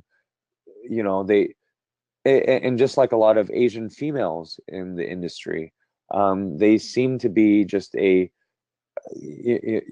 a little side piece, if you will, You to don't have to sugarcoat anything. We're about to get into this right now. So, yeah, for the exactly. last They're side piece. Yeah, for the last whatever couple episodes, whatever, we kind of glossed over it because we didn't want to touch this topic. It's gonna be too big of a topic to touch. But I'm gonna touch it now. I'm gonna touch it now. So we talked a lot about the Asian male representation in a couple podcast shows and stuff like that. Now we hear it from your side, right? How life was like you for an Asian actor, how Mm. life is for me as a person working behind the scenes in the entertainment industry, okay, as a director, whatever you want to call it, right? The reason why I want to become a director is because I can call the shots, right? Is because I can tell the stories that I want to tell, right? But for other directors and other producers and stuff like that, so for actually, let me step it right back. So for Asian women, for Asian female actresses, life is completely different for them. Okay, they're just not going to see eye to eye to this because it's a man women thing. They're just not going to see eye to eye to this. So for an Asian women, they head into Hollywood, they head into the modeling industry. They are embraced by these producers, these casting directors, and all that type of stuff, right? So instead of getting dressed up in a oversized polo shirt and getting put big thick glasses on you. They tell them to do the exact opposite. It's like, wear the least as possible. Go nude in these scenes, right? They're definitely sexualized for Right. sure in Sexualized. comparison. Yeah, sexualized, exoticized, whatever every term you can throw at it, that's what they are. There Fetishized, are you know what I mean? fetishized, right? But the thing people don't understand is they're reduced to these flower vase roles, we call them in Hong Kong. They're reduced as just merely sex objects for primarily white men in these shows.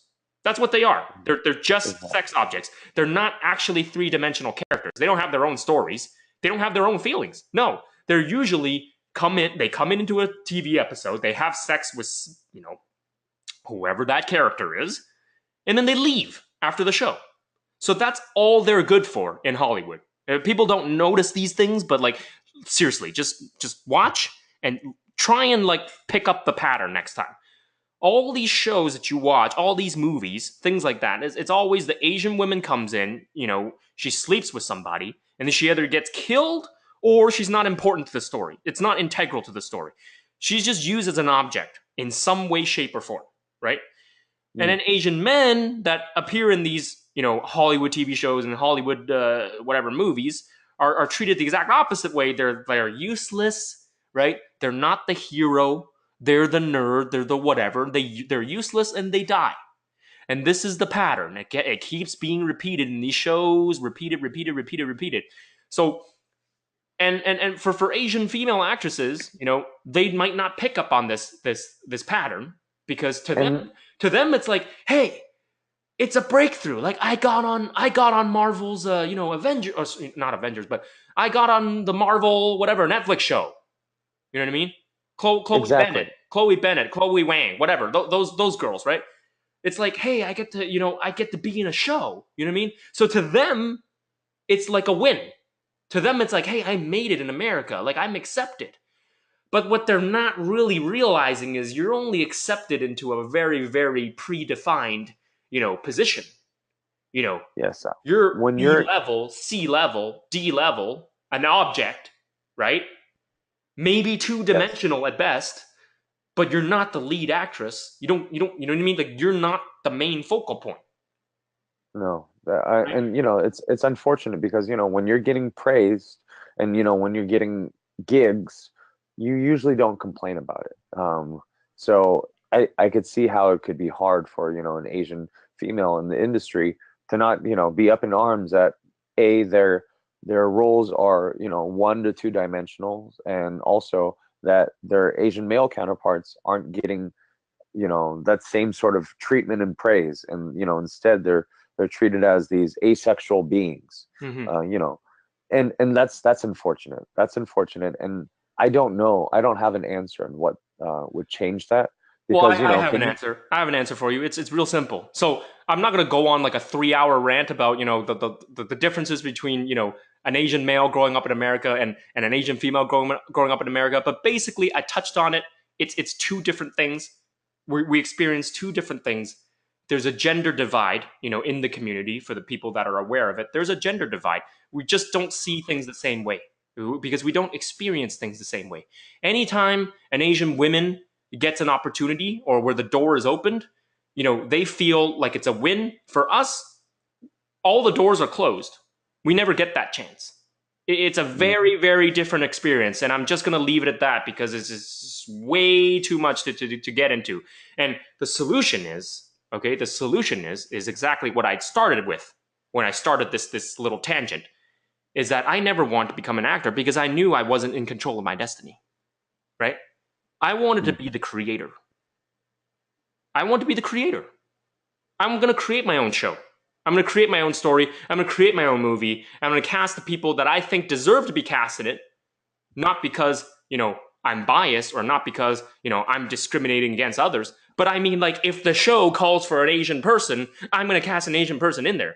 I'm not going to make up an excuse and cast a black person or cast a white person or cast a Latino person in there just because some producer said, you know, hey, I'm giving you $2 million budget.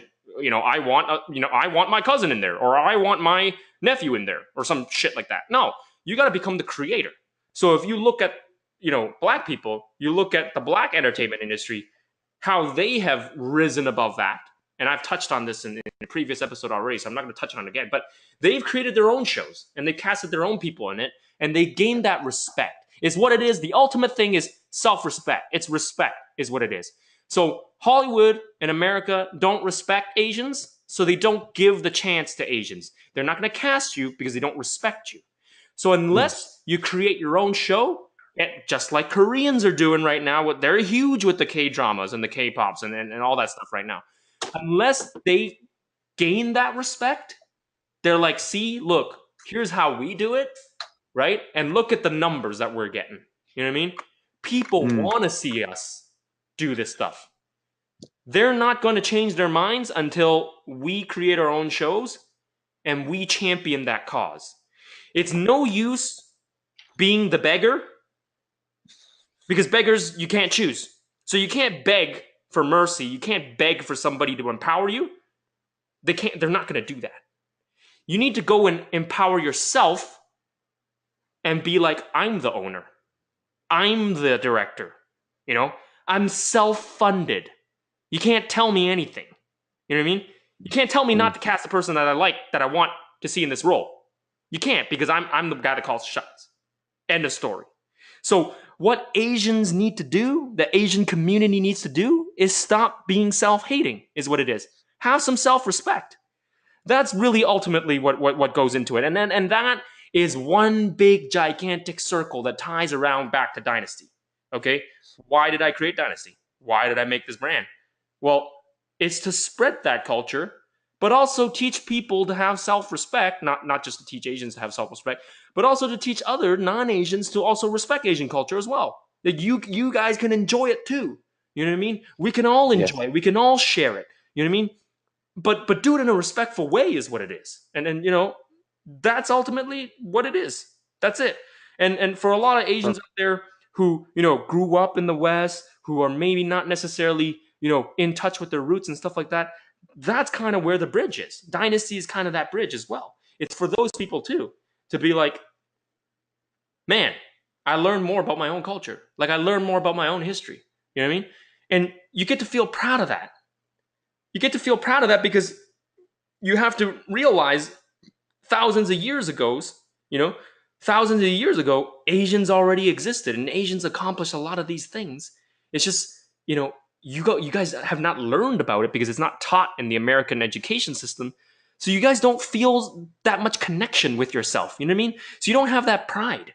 You don't have that self-respect is what it is. You don't have that self-esteem is what it is. Right? And I don't want that to be mixed up with the narrative. People who are listening right now, they're like, oh yeah, you're promoting racism. Blah, blah, blah. No, I'm not promoting racism. What I'm promoting is education, knowledge. If you understand who you are, if you understand your own identity, then you're going to be more at peace with yourself. You're going to be a more confident person is what it is. And a lot of these people, that live in America, Asian Americans, they're not that proud of themselves. So when they go out into the workplace, when they go out and try to get these roles, in Hollywood, whatever, what's really happening is they're buying into whiteness is what it is. They're conforming and they're assimilating into whiteness because they don't have a clear understanding of what it is to be not white. So then they're confused. So then when they go and take these roles, they're like, it's in a way that's like, okay, I feel the need to be accepted. And there's nothing wrong with that. Everybody needs to feel accepted, right? Or else we wouldn't live here. But because we live here, we need to find that acceptance. And then there's a line between, okay, finding acceptance and keeping your self-respect, or finding that acceptance but selling yourself out and, having no dignity, right? And those are people like Ken Jeong, for example. Anyways, we're not going to bring up Ken Jeong, but that's what I'm saying. So people, the Asians that start selling out and they're like Ken Jeong and Bobby Lee and those guys that make fun of themselves just to be accepted in America, the mainstream America, those are the people that, on the other side of that line, right? I'm saying you can be successful in America. You can assimilate to America, without losing your dignity, right? You can Absolutely. be a Stephen Yun, you know what I mean? He hasn't done any like weird, stereotypical Asian clown roles that make fun of himself. He's a perfectly, popular, lovable, cute, handsome, you know, leading slash supporting actor. You know what I mean? And I'm Absolutely. just gonna leave it at that because I could go I, on hours and hours and hours. So actor life, model life, that's what it was it, like for you. For me, working behind entertainment, working, as a director, whatever. I don't work in the entertainment anymore. I don't work in that industry anymore because I don't need to. I'm like, screw it. If I'm gonna make more movies and I'm gonna make more shows, I'll write my own shows and I'll make my own movies. I don't need to work in the entertainment industry because it's bullshit. I've gotten a taste of that. It's bullshit. I don't need to work in there. I'm just gonna do my own thing. So that was that part. So anybody that was listening in who knows me, outside of this stuff, and they always want to hear it from me, that make it pop thing. Well, there you go. I told you, right there, confess to you what happened. So now let's unpause that part. You got into one championships. You got hooked up. They wanted some Hong Kong Chinese fighters because they want to represent that. Walk us through that. What was that first bout like and everything? the first bout was something that I have been waiting for, felt like a year or two, easily. Um, it was fairly nerve-wracking because, I'm flying into a place. One championships definitely treats you really well. I mean, I don't know what the other organizations are like, but man, I got to stay in this hotel. We had money for the week and the cell phone and the translator liaison that took us everywhere. Man, it was a great. But it was a little odd because this is a separation from a normal person's day to day. It's like, oh, I go to work and etc. But rather, what I was doing was I was going to this place, Taiwan at that time, to fight another person who's been training to fight me for however long he's been training to fight me. Mm-hmm. Like, so it's like this other person's like climactic part of their career Mm-hmm. potentially. It's like this is the pinnacle for them. Because this guy was also making his ONE FC debut, um, and so our paths were converging, and I knew that this person, like nothing would make uh, it better than if he were to pummel me. And Mm. so it's kind of like this weird mindset where it's like I'm about to fight someone who his liveliness, his livelihood depended on beating me up, and Mm. I had to get him back before he gets me. Mm. And so when you walk into, you do the press conference and you do the interviews with the different journalists, um, you have to like put into perspective that you're going to be in a cage in front of thousands of people, fighting and bleeding potentially, for other people's entertainment. Like that like kind of mindset is just so outside of the norm. And I remembered when the curtains opened and I was walking out, I was like, oh, make sure I look good in front of the camera, etc. But I was like, man, there was a part of me that was, this is really, really odd. There are thousands of people. I think the NTU Stadium has about 10,000 people. Um, that's the National Taiwan University Stadium. And they're like, people waving. And I'm like, these people don't know me. And these people are only on my side because I'm fighting someone who isn't Asian.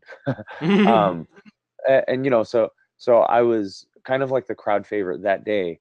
But, going out there when the cage door closed, I was like, holy crap, I can't see anything outside of the cage, Mm. the way that they had it. And it's just me and this person. I didn't even realize a referee was in the cage. Mm.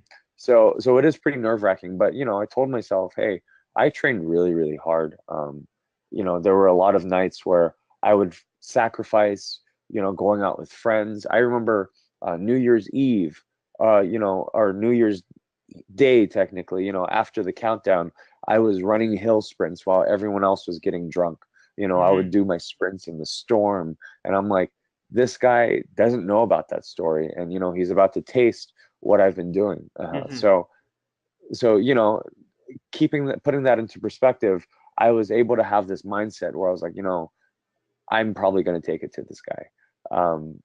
Just because, I knew the kind of work that I put in, Mm-hmm. but no doubt in my mind, it is very, very different than the average life that someone lives where, they go about their workday, they have kids and etc. But going into a cage to fight another human being where there are potentially thousands and thousands of people Mm-hmm. watching Mm-hmm. is just something like it's not even like me doing a BJJ tournament or a Muay Mm-hmm. Thai tournament, Mm-hmm. where you have your friends supporting. Over there, I had no one.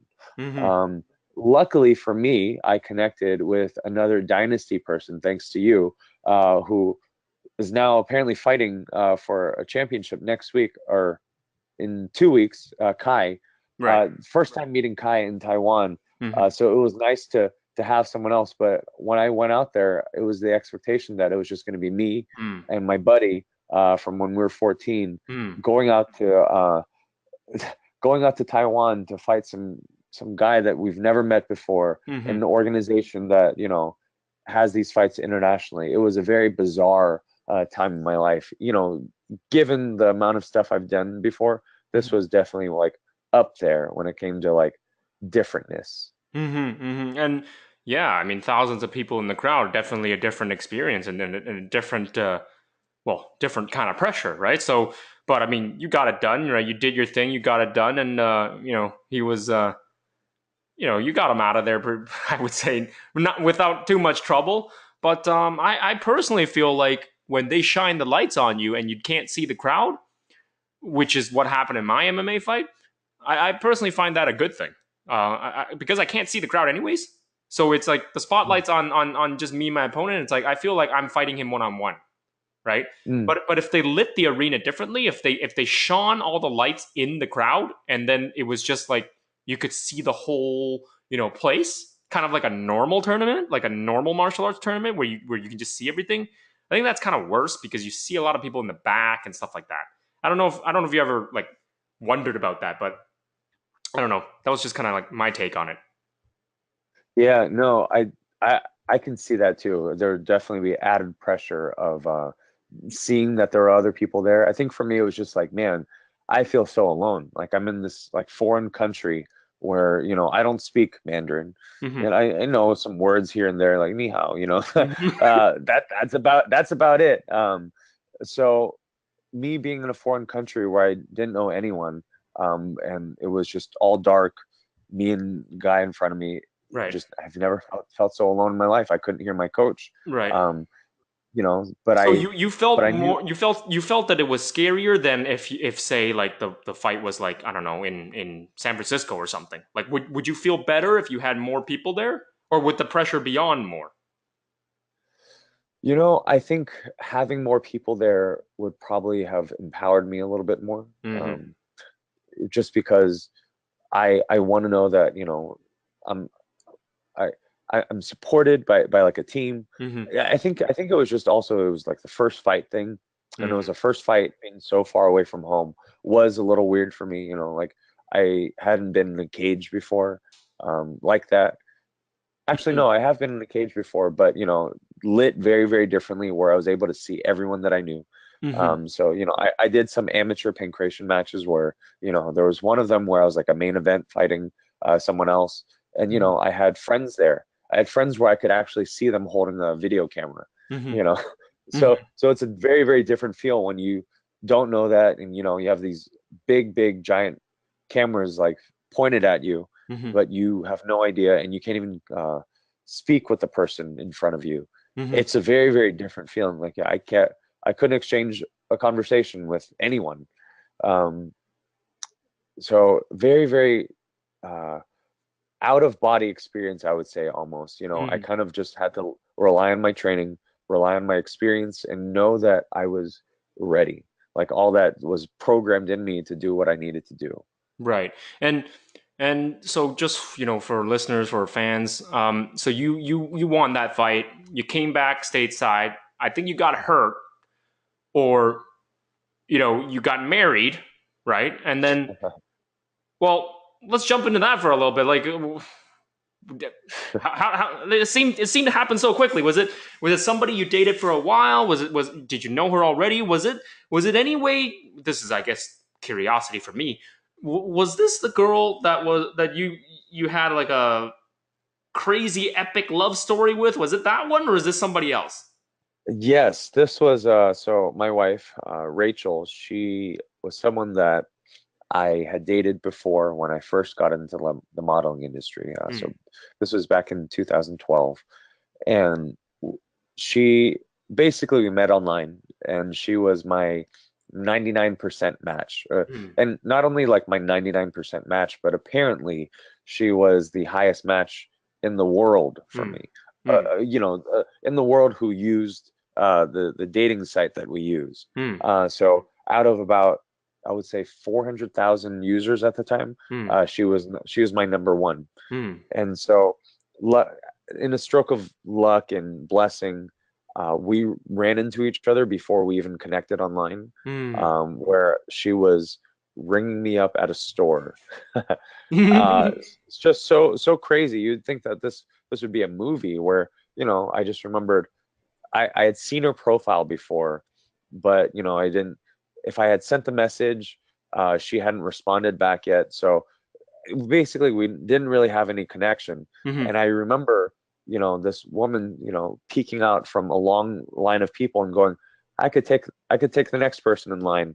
And lo and behold, that person ended up being my wife. So so yeah, so we dated for a little bit. It didn't work out. We were going to, two different places in life, but we reconnected after a few months after my Taiwan debut Mm. for one championship. And I mean, I ended up getting married. It was like, can't let her go this time. Yeah. If she was the one that got away, like I'm not gonna let her get away Right. again. So Right. so we tied the knot and we got married before my next one championship fight. Wow. Wow. Yeah. Yeah.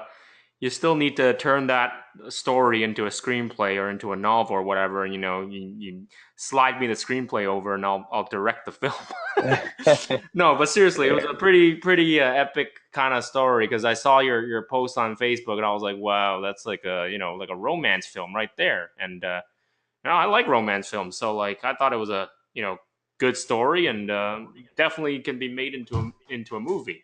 So you weren't gonna let her get away. You married her. Before we talk about your second fight, was there any issues, with her being like Caucasian, like her being like a white girl? Like, was there any issues like with your family or anything like that? Like, was any of your family members like not, you know what I mean? Yeah, I think a lot of that stuff in the beginning definitely didn't show up, cultural differences. At that time, my family was just like happy that I was settling down Hmm. because, you have this, with my parents especially, you have this son who is different than the sons of their other friends. Their Hmm. other friends are like, oh, engineers, because I live in the tech industry. I live in the tech area. Right. Silicon Valley is Right. is here. Right. Google is here. Right. So everyone works at Google, and so their son is doing that, and my parents are like, oh, my son is modeling, and he's shirtless, and he's fighting in a cage. And so when they found that someone was crazy enough to marry me, they were very, very happy. So I'm it, telling you, man, and Asian parents, they just like, oh, they take it and they just overblow it. They're just like, it's yeah, not that bad. Like, it's not like your son is like whatever, like dealing drugs. I don't know if you deal drugs, but like, it's not like your son is a notorious gangster or something like that. You know what I mean? Like, he's just living his own life. Like, Asian parents need to chill out a bit on that. But yeah.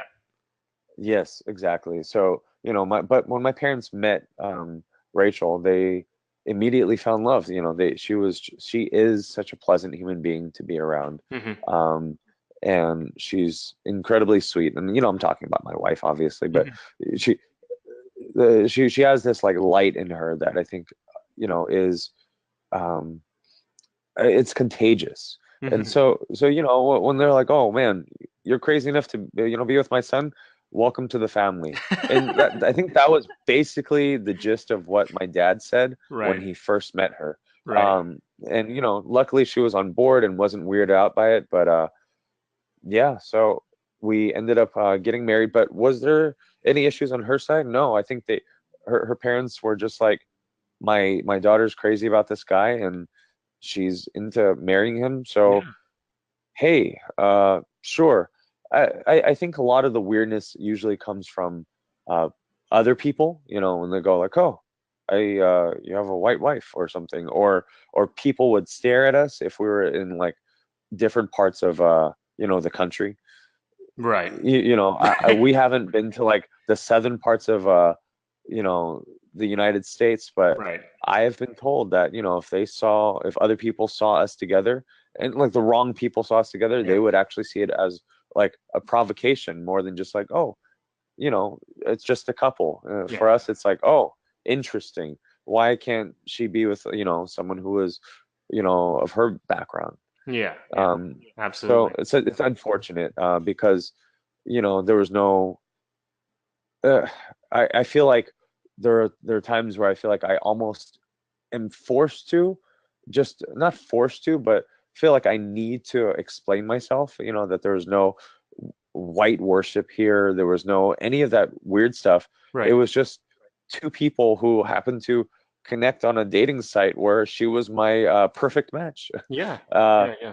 Yeah. yeah, and it was organic, and we had to go through a lot of the same leaps and bounds that other couples have to go through. Yeah. Not saying that, even within like the fetishized couples that we talk about, where there are these weird fetishes and different power dynamics. Oh yeah. Yeah. They have to go through stuff too, but I would have to say that I would sometimes have to feel like I tell people, hey, there's no white worship going on. That Right. this is just two people who got together from very, very different backgrounds.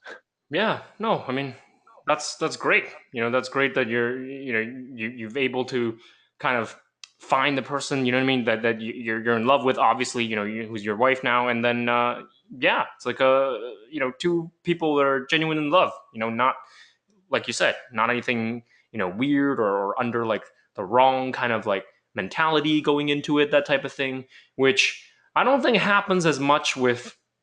I mean, it does happen with like Asian guys that end up dating like a non-Asian girl. Like it does happen a little bit there where it's like a thing where it's like, okay, yeah, I'm like worshiping something like a white woman, or I'm worshiping like a Latino woman or something like that. But I think it more happens more on like the Asian women side because Yeah, you know, I mean, growing up in Asian America, we understand where the gender dynamics are. It's like a different power dynamic, and with the way Asian guys are represented, uh, you know, Asian women grow up in America and they have a different mindset where it's like they think it's corny or they think it's like yucky to like be dating yeah. another Asian guy. They somehow feel like that is inferior to them. And They feel like they're dating their brother. yeah, whatever, right? So all these things, and to them they feel like they're pressured to date a white guy, for example, by default. And to them it's like to them they see it as like a form of empowerment, right? To them it's like, oh, I'm empowering myself because I'm good enough to date a white guy, you know. But what they don't really realize is that, well, you actually live in the society where your kind of pairing is actually heavily influenced by Hollywood and actually heavily promoted by Hollywood. And that's something they don't know. That they don't know that because they're ignorant to that. They're like, oh yeah, I'm an Asian woman that lives in the West, everybody loves me. Yeah, sure, because you're sexualized is what it is. So to them it's very easy for them to kind of take the path of least resistance and be like, oh, you know white guys love me, so I'll end up dating one because it's very easy for me. But you know, for Asian men, it's different because you don't have that same privilege. You don't have that same empowerment. So to Asian men is actually much more difficult if you were to end up with a non-Asian partner, for example, just on a very general basis, is because you have to smash through all these barriers. You have to smash through all these Oh, roadblocks that America Absolutely. puts on you. You know what I mean? So whenever you go out onto a date, you know, instead of being seen as like a sex object like an Asian woman would be, you know, it's not life on easy mode for Asian guys. It's the exact opposite. It's life on hard mode. You know, you go out with a Yes. Latina girl, you go out with a white woman, you go whatever. Even you go out with another, you know, fellow Asian woman. You have to kind of almost overcompensate. You almost kind of have to be like extra, extra. You know, I have to be extra talented. I have to be extra charismatic. I have to be extra athletic. I have to be extra rich just to have a baseline, you know, to compete with Yes. other men of other One. races, because you know, because it's a different power structure. We don't have that kind of privilege. Whereas if you were like, say, like a black male, for example, you have, you know, all these black athletes that are like, you know, kind of like quote unquote like your backup. You know what I mean? It's like when Yeah. they go out with you and they think of, you know, like in their head, you know, in their mind, the images that pop up in their heads, like, oh, yeah, I'm going out with a black dude, you know, stereotypically speaking, they're really athletic. They can dance, and you know, they're, you know what I mean? Like it's like they think about these things because that's how culture is created. Culture is created by, you know, these perceptions of how you feel about another person, even though you've never met that person before, even though that person can turn out to be a completely different person than you thought it would be, but you don't know that yet, so you go into these situations with these preconceived notions. So you know, as a black male, you would have like, you know, rappers as like your sort of your backup. You have pro athletes as like your positive, you know, media portrayals and things like that. So you have that stuff kind of, and then when you know, you're going into the dating scene, you kind of have that as like your backup weapons and toolboxes that are like kind of helping you out as you go along the way, and they associate you with those kinds of things. And then, you know, if you're like a white male, then, well, that's like easy breezy. That's like, okay, everybody in America, you know, is portrayed, you know, positively if you're a white male. Like I mean, you got exactly. It's every actor in the universe, you know, in every amazing, you know, triple A role. That's that's your backup. You know, so you're like the default dating option. You know what I mean? yeah, You're the yeah, default. You're the default. If you go out, it's like perfectly normal to be dating a white guy because that's what we see in the magazines. That's what we see in the luxury advertisements. That's what we see in the A-list Hollywood roles. Captain America, Rambo, this, that. So it's like the dating default. But God forbid you come across an Asian man. Holy shit, what kind of things are popping up in your head? All of a sudden, it's like, what am I thinking about? I'm thinking about Jackie Chan. I'm thinking about freaking the guy from 16 Candles. yeah. I You mean, know, when I first got with Rachel the second time around, and she was talking about me, with her friends, and they didn't know that she was dating, me specifically. right, And I just remembered she was like, "Oh yeah, his mom gave me this when we met." And what my mom gave her was a lycee, a red envelope. right, And they're like, "What?" He gave her mom, or is he Asian? Like, there was like a surprise, like, "Oh, I thought you would be, someone with you would end up with like a white guy or something." And it's right. like, uh, it's the default, and of course, she's white, but I feel like that sort of default is a default across all different ethnicities here, Mm-hmm. more or less. Probably not if you're a black woman. Mm-hmm. So for the listeners out there, there was a poll done, and the two least desirable are Asian males and black women, Oh yeah, yeah, unfortunately. no, So, absolutely. For yeah, yeah, totally. I mean, yeah, for people that, you know, are fully grown adults and they've looked into these kinds of things, um, totally. And this goes back to the whole media representation thing. You know, it totally goes back to right, that. So right. there's a gender divide in the Asian community. You know, Asian men experience dating and life differently than Asian women experience dating and life. And there's a gender divide in the black community where black men experience a totally different, you know, dating kind of privilege, and black women do not experience the same kind of dating privilege. So you see a lot Yeah. of black men that, again, are associated with rappers or associated with pro athletes, they have that advantage, right? That social advantage, and they're fully capable of taking advantage of that, of that status, and they end up dating kind of like the default, right? So they date white women, and then black women are kind of like pushed down in media. They're always portrayed as women that are not feminine enough. They're portrayed as very masculine kind of women, and guys aren't into like masculine women. You know what I mean? So black women find themselves, very difficult for them to date anybody. So that's kind of like a little bit of insight on the interracial dating part. But you you guys got married, and you had your second fight, and then you had the baby, right? Is that correct? Yes. So Walk us through your I second fight. well, the second fight was just a hot mess. In all respects, what like all the good things that happened in the first one did not happen in the second one. Mm-hmm. So just to preface this to all the listeners out there, in the second fight, I ended up getting KO'd. Mm-hmm. Um, but so I got married on October 3rd, and I Mm-hmm. think on October 5th or something. So this is like pure wedded bliss. And Rachel and I weren't living together at the time, so we just got an apartment, and so we were moving into our apartment on the day after our wedding. Mm-hmm.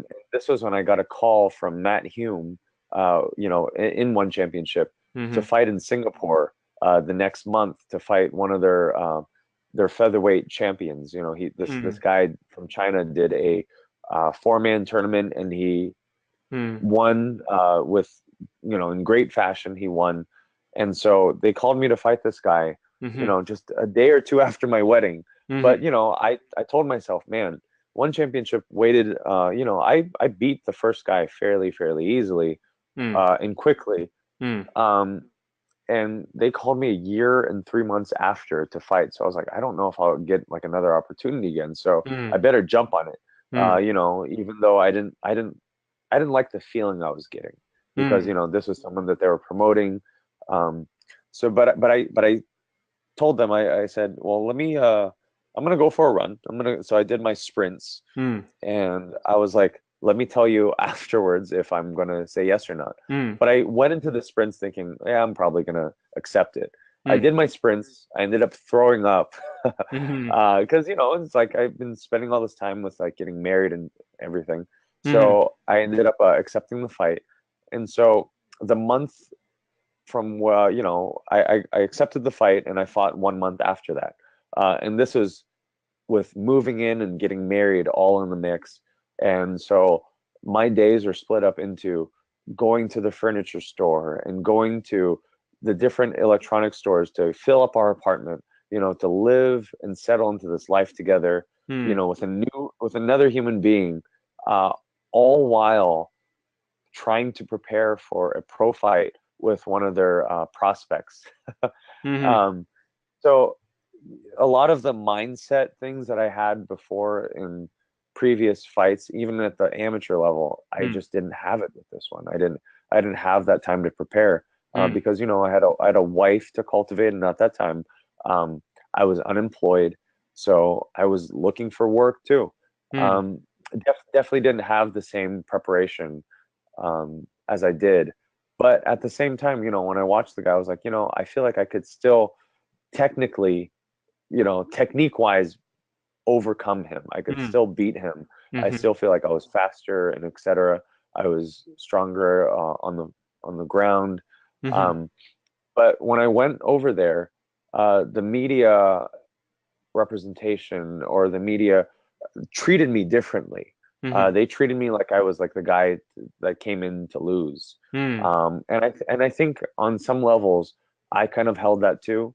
Where it's just like, man, they want me to lose, not so fast. But there had to have been some part of me that was just like, man, I'm definitely the underdog, and I could potentially like lose to this guy. This guy was just this guy had this other story where he's been wrestling since he was 8, and he Mm-hmm. was a freestyle wrestler where he just swung wildly, and he was fast. Mm-hmm. but I knew that. But I think on one of our media days when I was there, I was told by my liaison, and we were in Singapore, so it wasn't a translator, but we have basically liaison and translators for every single fighter.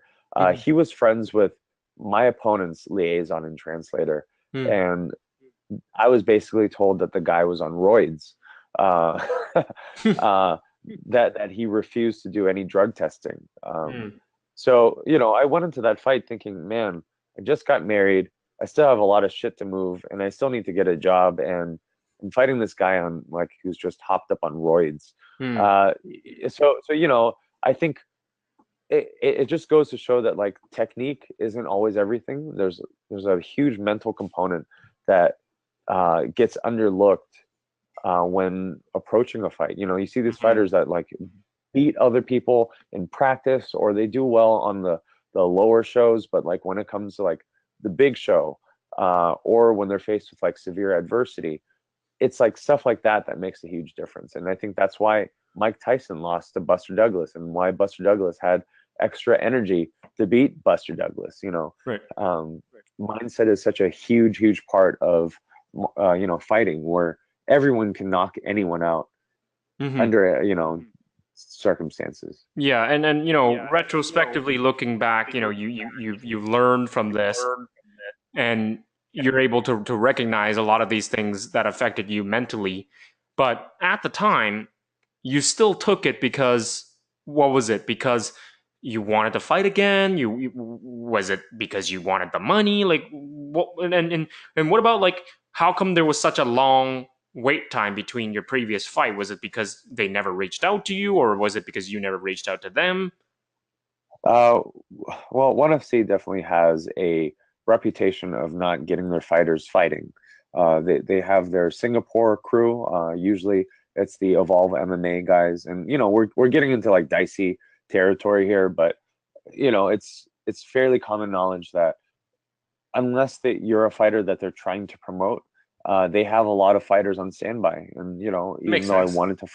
Yeah. even though I wanted to fight, I just wasn't getting a call. So when they finally called me, and even though the circumstances were very poor to pick up a fight, you know, I also in that month leading up to the fight, I was also out of town to visit my wife's family for a week. Hmm.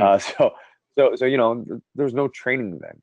Hmm. Um, and I took it because I was like, I don't know when they'll call me again.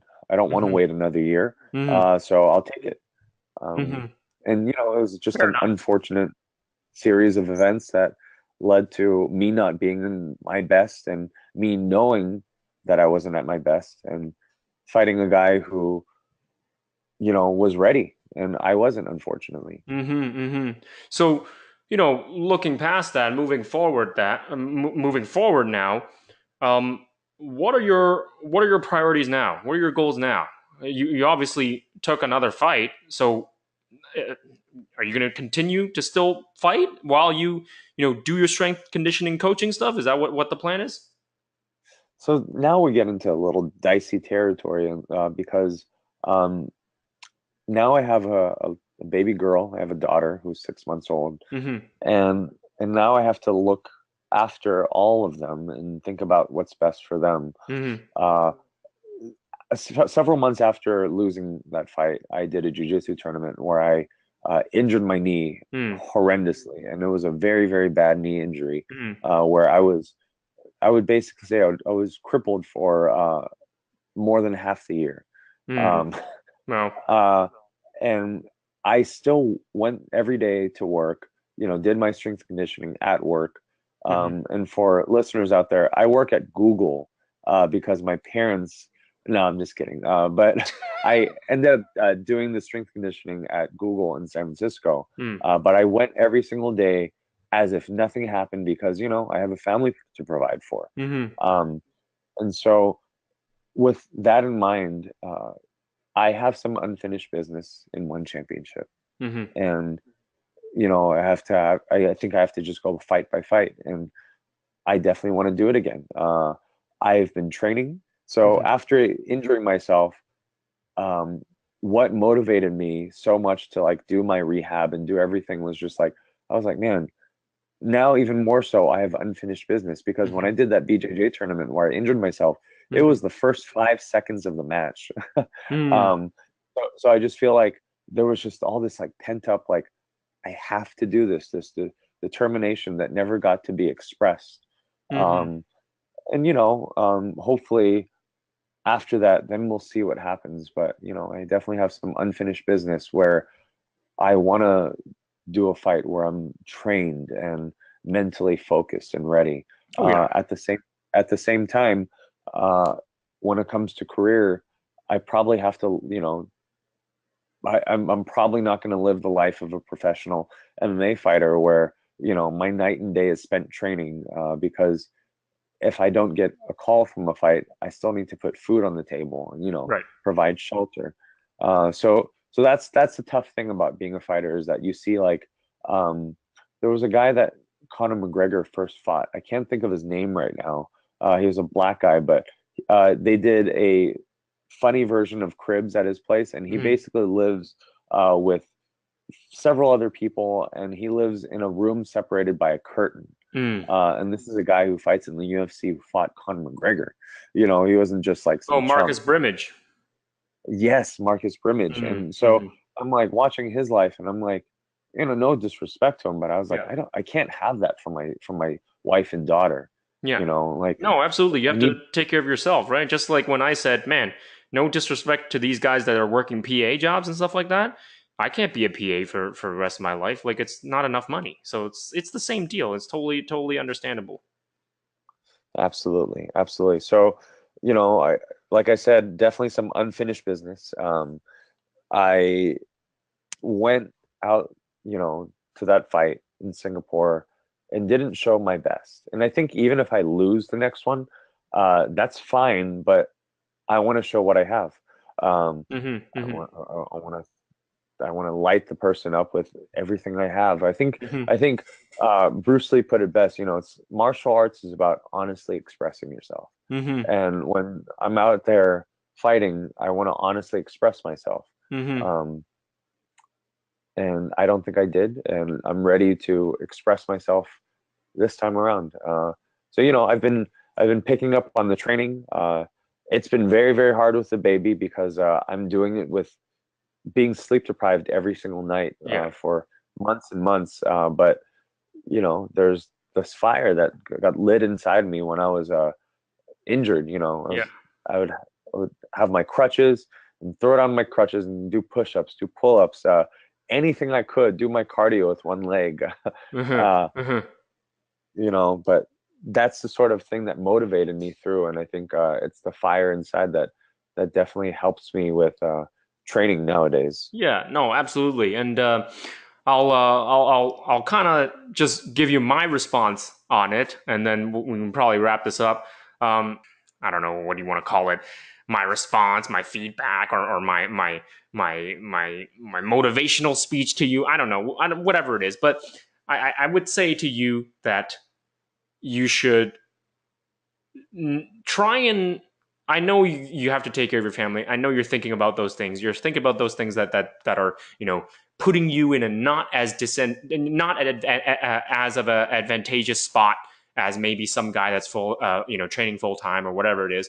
But I would say to you as a fighter, from one fighter to another fighter. I mean, I compete too and I fight too. So obviously I'm not married and I don't have a kid, but I would say to you that like if you sign on the dot and you made up your mind to go and fight, block all that other shit out of your mind. Like you have a mission, you should go in there under whatever circumstances and give it your best and give it your all, and you should expect to get the victory. You know what I mean? You shouldn't think of like, oh, what if this happens or what if that happens or what I mean? Like you're gonna have those doubts, right? You're gonna have those little doubts. You're never gonna be able to put them away completely. So I'm not saying like, oh, be a robotic person, but I'm saying like you should put your mind in a spot where it's like you're going out there because you train and you're going out there to perform your best and you're going out there because your skills are there, your training is there. You should have confidence in yourself that when you sign on the dotted line, you're going out there and you're going to beat this guy. And Mm. you should put everything into it, right? Don't try and hold back, and don't try and give yourself sort of these mental what you would call it, I don't know, like escape routes where it's like, oh, I can kind of fall back on this reasoning, if I didn't perform as well. No, F that reasoning. Like, you're going in there and you're putting all your skills together. You know what you're capable of. You know what I mean? You've tapped out a bunch of people in tournaments before. You've knocked people out before. You know what you're capable of. You go in there, you put everything together, and you beat this guy. That's it. That's it.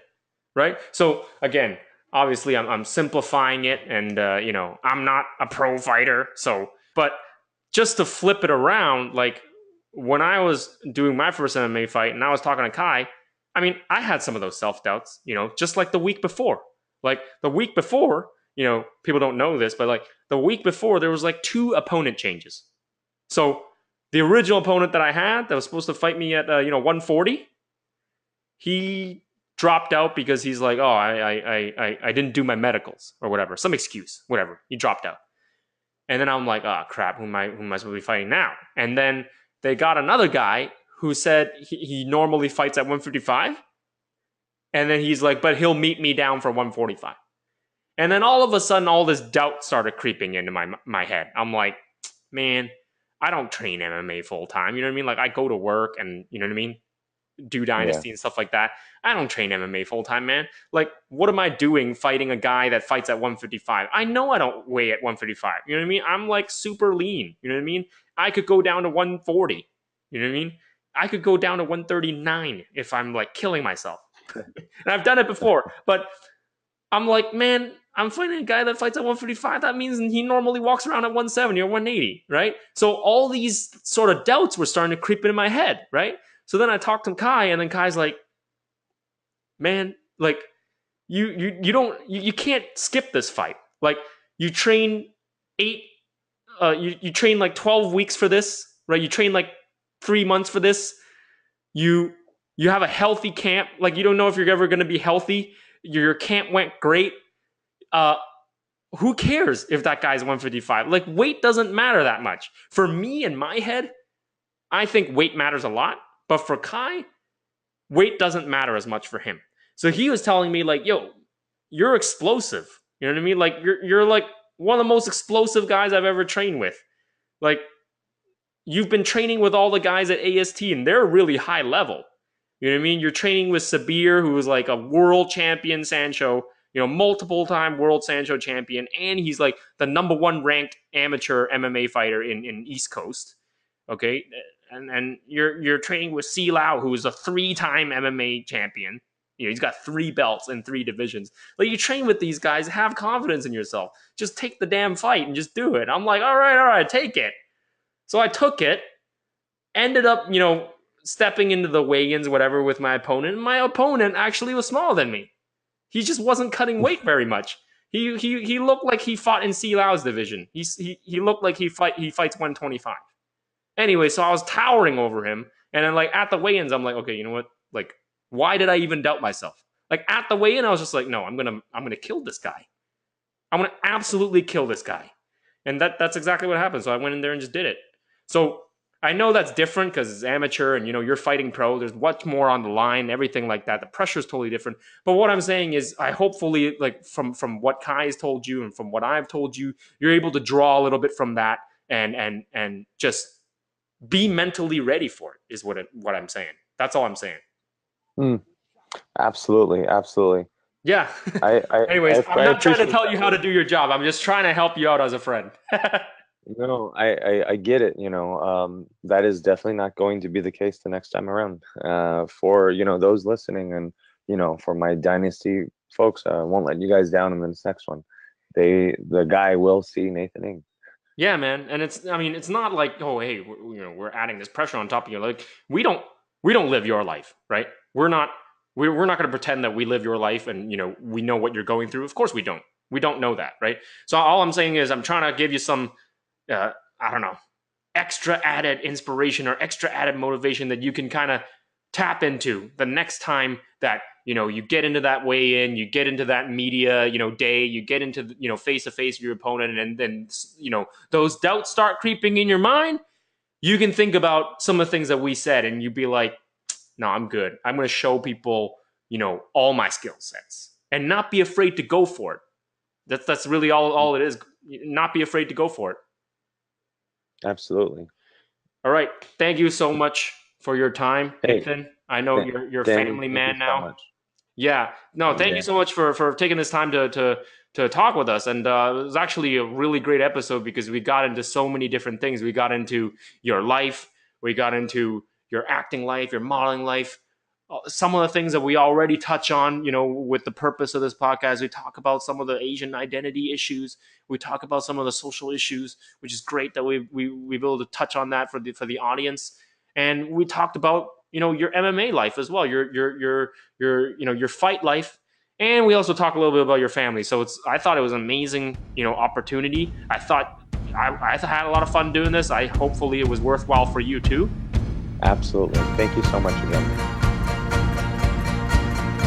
Oh, hey, oh, 笑萬重